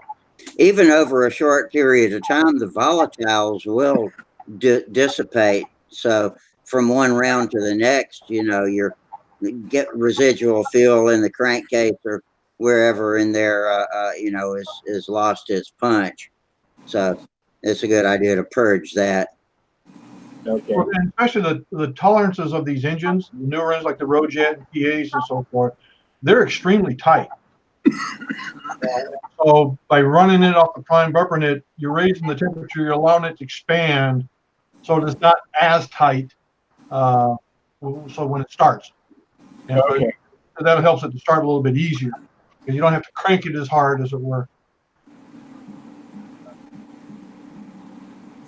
Yeah, that's right. Especially with clean bearing engines, it loosens it up. Dennis, do you use after run oil in your engines? What's that? Do you use after run oil? No. Okay. No, in fact, I put if the engine's going away in storage, it's going to be away for many months or years. I grab some of the tool oil, air compressed tool oil, and I'll pull the plug off and everything, squirt some in the exhaust port, down the venturi and so forth, and just spin it up, get it all lubricated, as it were, and then I put it in a airtight baggie, and then put it away. Yeah, I make sure I squirt some behind the drive plate to get it all over. Yeah. But there was one thing at the regionals that happened that was really neat. In fact, if you go to that Flying Line site, flying.org website, there's a link to a video of, what's his name, Paul, what's a French name? I can't think of his last name. Let's see if Jabral, I think is how. Paul Jabot. Jabal, that's it, Jabal. he had a twin engine half A SR-71, Wow. and he had a rocket that was attached to it. Okay. And he had a fuse that was on it and so forth. So they fired up the engine. They had a guy with a cigarette light the fuse. And so the plane took off. And then all of a sudden, you saw this rocket come up and fire. And it fired kind of funny. It did like a choo choo choo choo choo choo choo, and then it came on, and this thing took off. Afterburner. Around. It went for like about 15, maybe 20 seconds, maybe a little bit longer. And then the engines were still running, and then they quit, and he landed and everything. But just to see that thing accelerate as fast as it did was unbelievable. Was it a model rocket engine? Well, some type of rocket engine, model rocket engine. It wasn't one of those JetX. It was something else. But it was a rocket engine, a model rocket engine. Yeah. Okay. And that's on flyinglines.org? Yeah. Okay, I have to check it out. I'll check it out and all that. So, but that was unbelievable. I mean, everybody stopped. Because they heard about it, but he couldn't get it going. And then finally, on his official flight, he did it, and they got it lit, and off it went. And then we were just all waiting. All of a sudden, you hear this poof, poof, poof, poof, poof, and you see the smoke come on, and then all of a sudden, it kicks in, and there's this smoke trail coming out and everything. And this thing is buzzing around this circle, man. Really quick. It was a scale event, right? Yeah, for scale, half A scale. Wow. Yeah, Paul's a member of Cox Engine Forums. He brings us a lot of good information over there. Yeah, the SR-71 is one of my favorite planes too, so I'd enjoy it just for seeing that anyways. I love those, yeah. I've watched interviews and all kinds of documentaries on YouTube about them. They're interesting as hell. There was a documentary on was it last week or earlier this week? It was on the History, I believe it was the History Channel, and something about it was called Skunk Works. Yeah. And that was the group of guys that developed, the SR-71 and the Boeing, the B-1 bomber and so forth. All the test plane programs. Yeah, and that was fascinating what they went through and what they did to get those developed and the danger that was involved. Oh yeah, a number of test pilots were killed, in doing these things, and the suits, the way they had to suit them up to fly at the high altitudes and so forth. Right. Some of the stuff they did had to go, you never thought about. They had to deal with it. I mean, it was a life and death situation for them. Right. I mean, even the fact that the plane is leaking and it's all these gaps are loose, so it gets to operating conditions. Until it comes up to temperature, yeah. And they have to refuel it when they get in the air because they've lost so much fuel. Yeah. I get something like a Mach 3 or whatever it is, and everything seals up. And it stops leaking, and then off it goes. That is incredible. Yeah, even how they even figured that out, that's incredible. Yeah. We can do some incredible things, mankind. No kidding. Well, I think I want to call it a night. I hope eventually it takes us to a greater level of wisdom one of these days. I don't know about that. The further we go, the more stupider we become. I'm telling you, yeah, I don't have much hope. It might seem that way, but I don't know if it really is or not. I just hope for the best. I'm an optimist. Oh, I do too. I mean, I hope the best, but I don't know. All I know is I'm still hating these robocalls on my cell phone. I haven't done anything with it yet. Yeah, I know. When I get these calls, I say hello, and if they don't answer right away, I hang up. I've been getting a lot of group texts lately with nasty solicitations, actually. Well, you got to stop trolling all those adult websites. Yeah. But, as far as the phone calls that ring go, I block them, but that doesn't matter because they just use rotating number generators, you know. So Well, I've used all my allotted blockers, so I don't have any more. I got unlimited blocks on. I have a certain number, and I only can block so many, and so I'm at my full. Unless I delete some block numbers, and I can include some other ones. So. Well, if I don't know the number, I don't answer it. Yeah. And they can leave a voice message. Yeah. Yeah. Anyway, I got to go. So I thought I'd check in. Yeah, Dennis. Good seeing you guys. All right, take it easy, Dennis. Thanks for coming in. Okay, You take care. rejuvenated our conversation on He airplanes. gave us a little shot in the arm. Yeah. Oh, I'm sorry. Oh, good thing. He did good thing. All right. Good night. Good night. Good one, Dennis. Okay, well, I guess we're officially the diehards. We are officially diehard, but I'm not ready to go too. I actually haven't getting any work done. I've been standing here talking to you guys, and it's time to call it a night, I think. Sure, that'll work for me. Yeah. All right, Jeff. Thanks for coming in. Our Irishman. Yeah. What are you? You got Irish family? Oh, yeah. My family dropped the O before the Riley 2 generations ago. Oh, no kidding, really? Yeah, we used to 2 generations ago. Apparently, we were O'Reilly instead of. So yeah, Irish descent from way back. I mean, I've never been there. Okay, people. Well, all you guys that came to visit me in person, I appreciate it. And you YouTubers out there, thanks a lot. We still got 7 watching, so we got a couple of them hooked and hung in there. So thanks for that. And y'all have a great weekend. Do something fun. Come back and tell us about it on Monday. And until then, fair winds, tight lines, and we'll see y'all later. Have a good one, Rusty. All right. Good night. Take care. Later. See ya.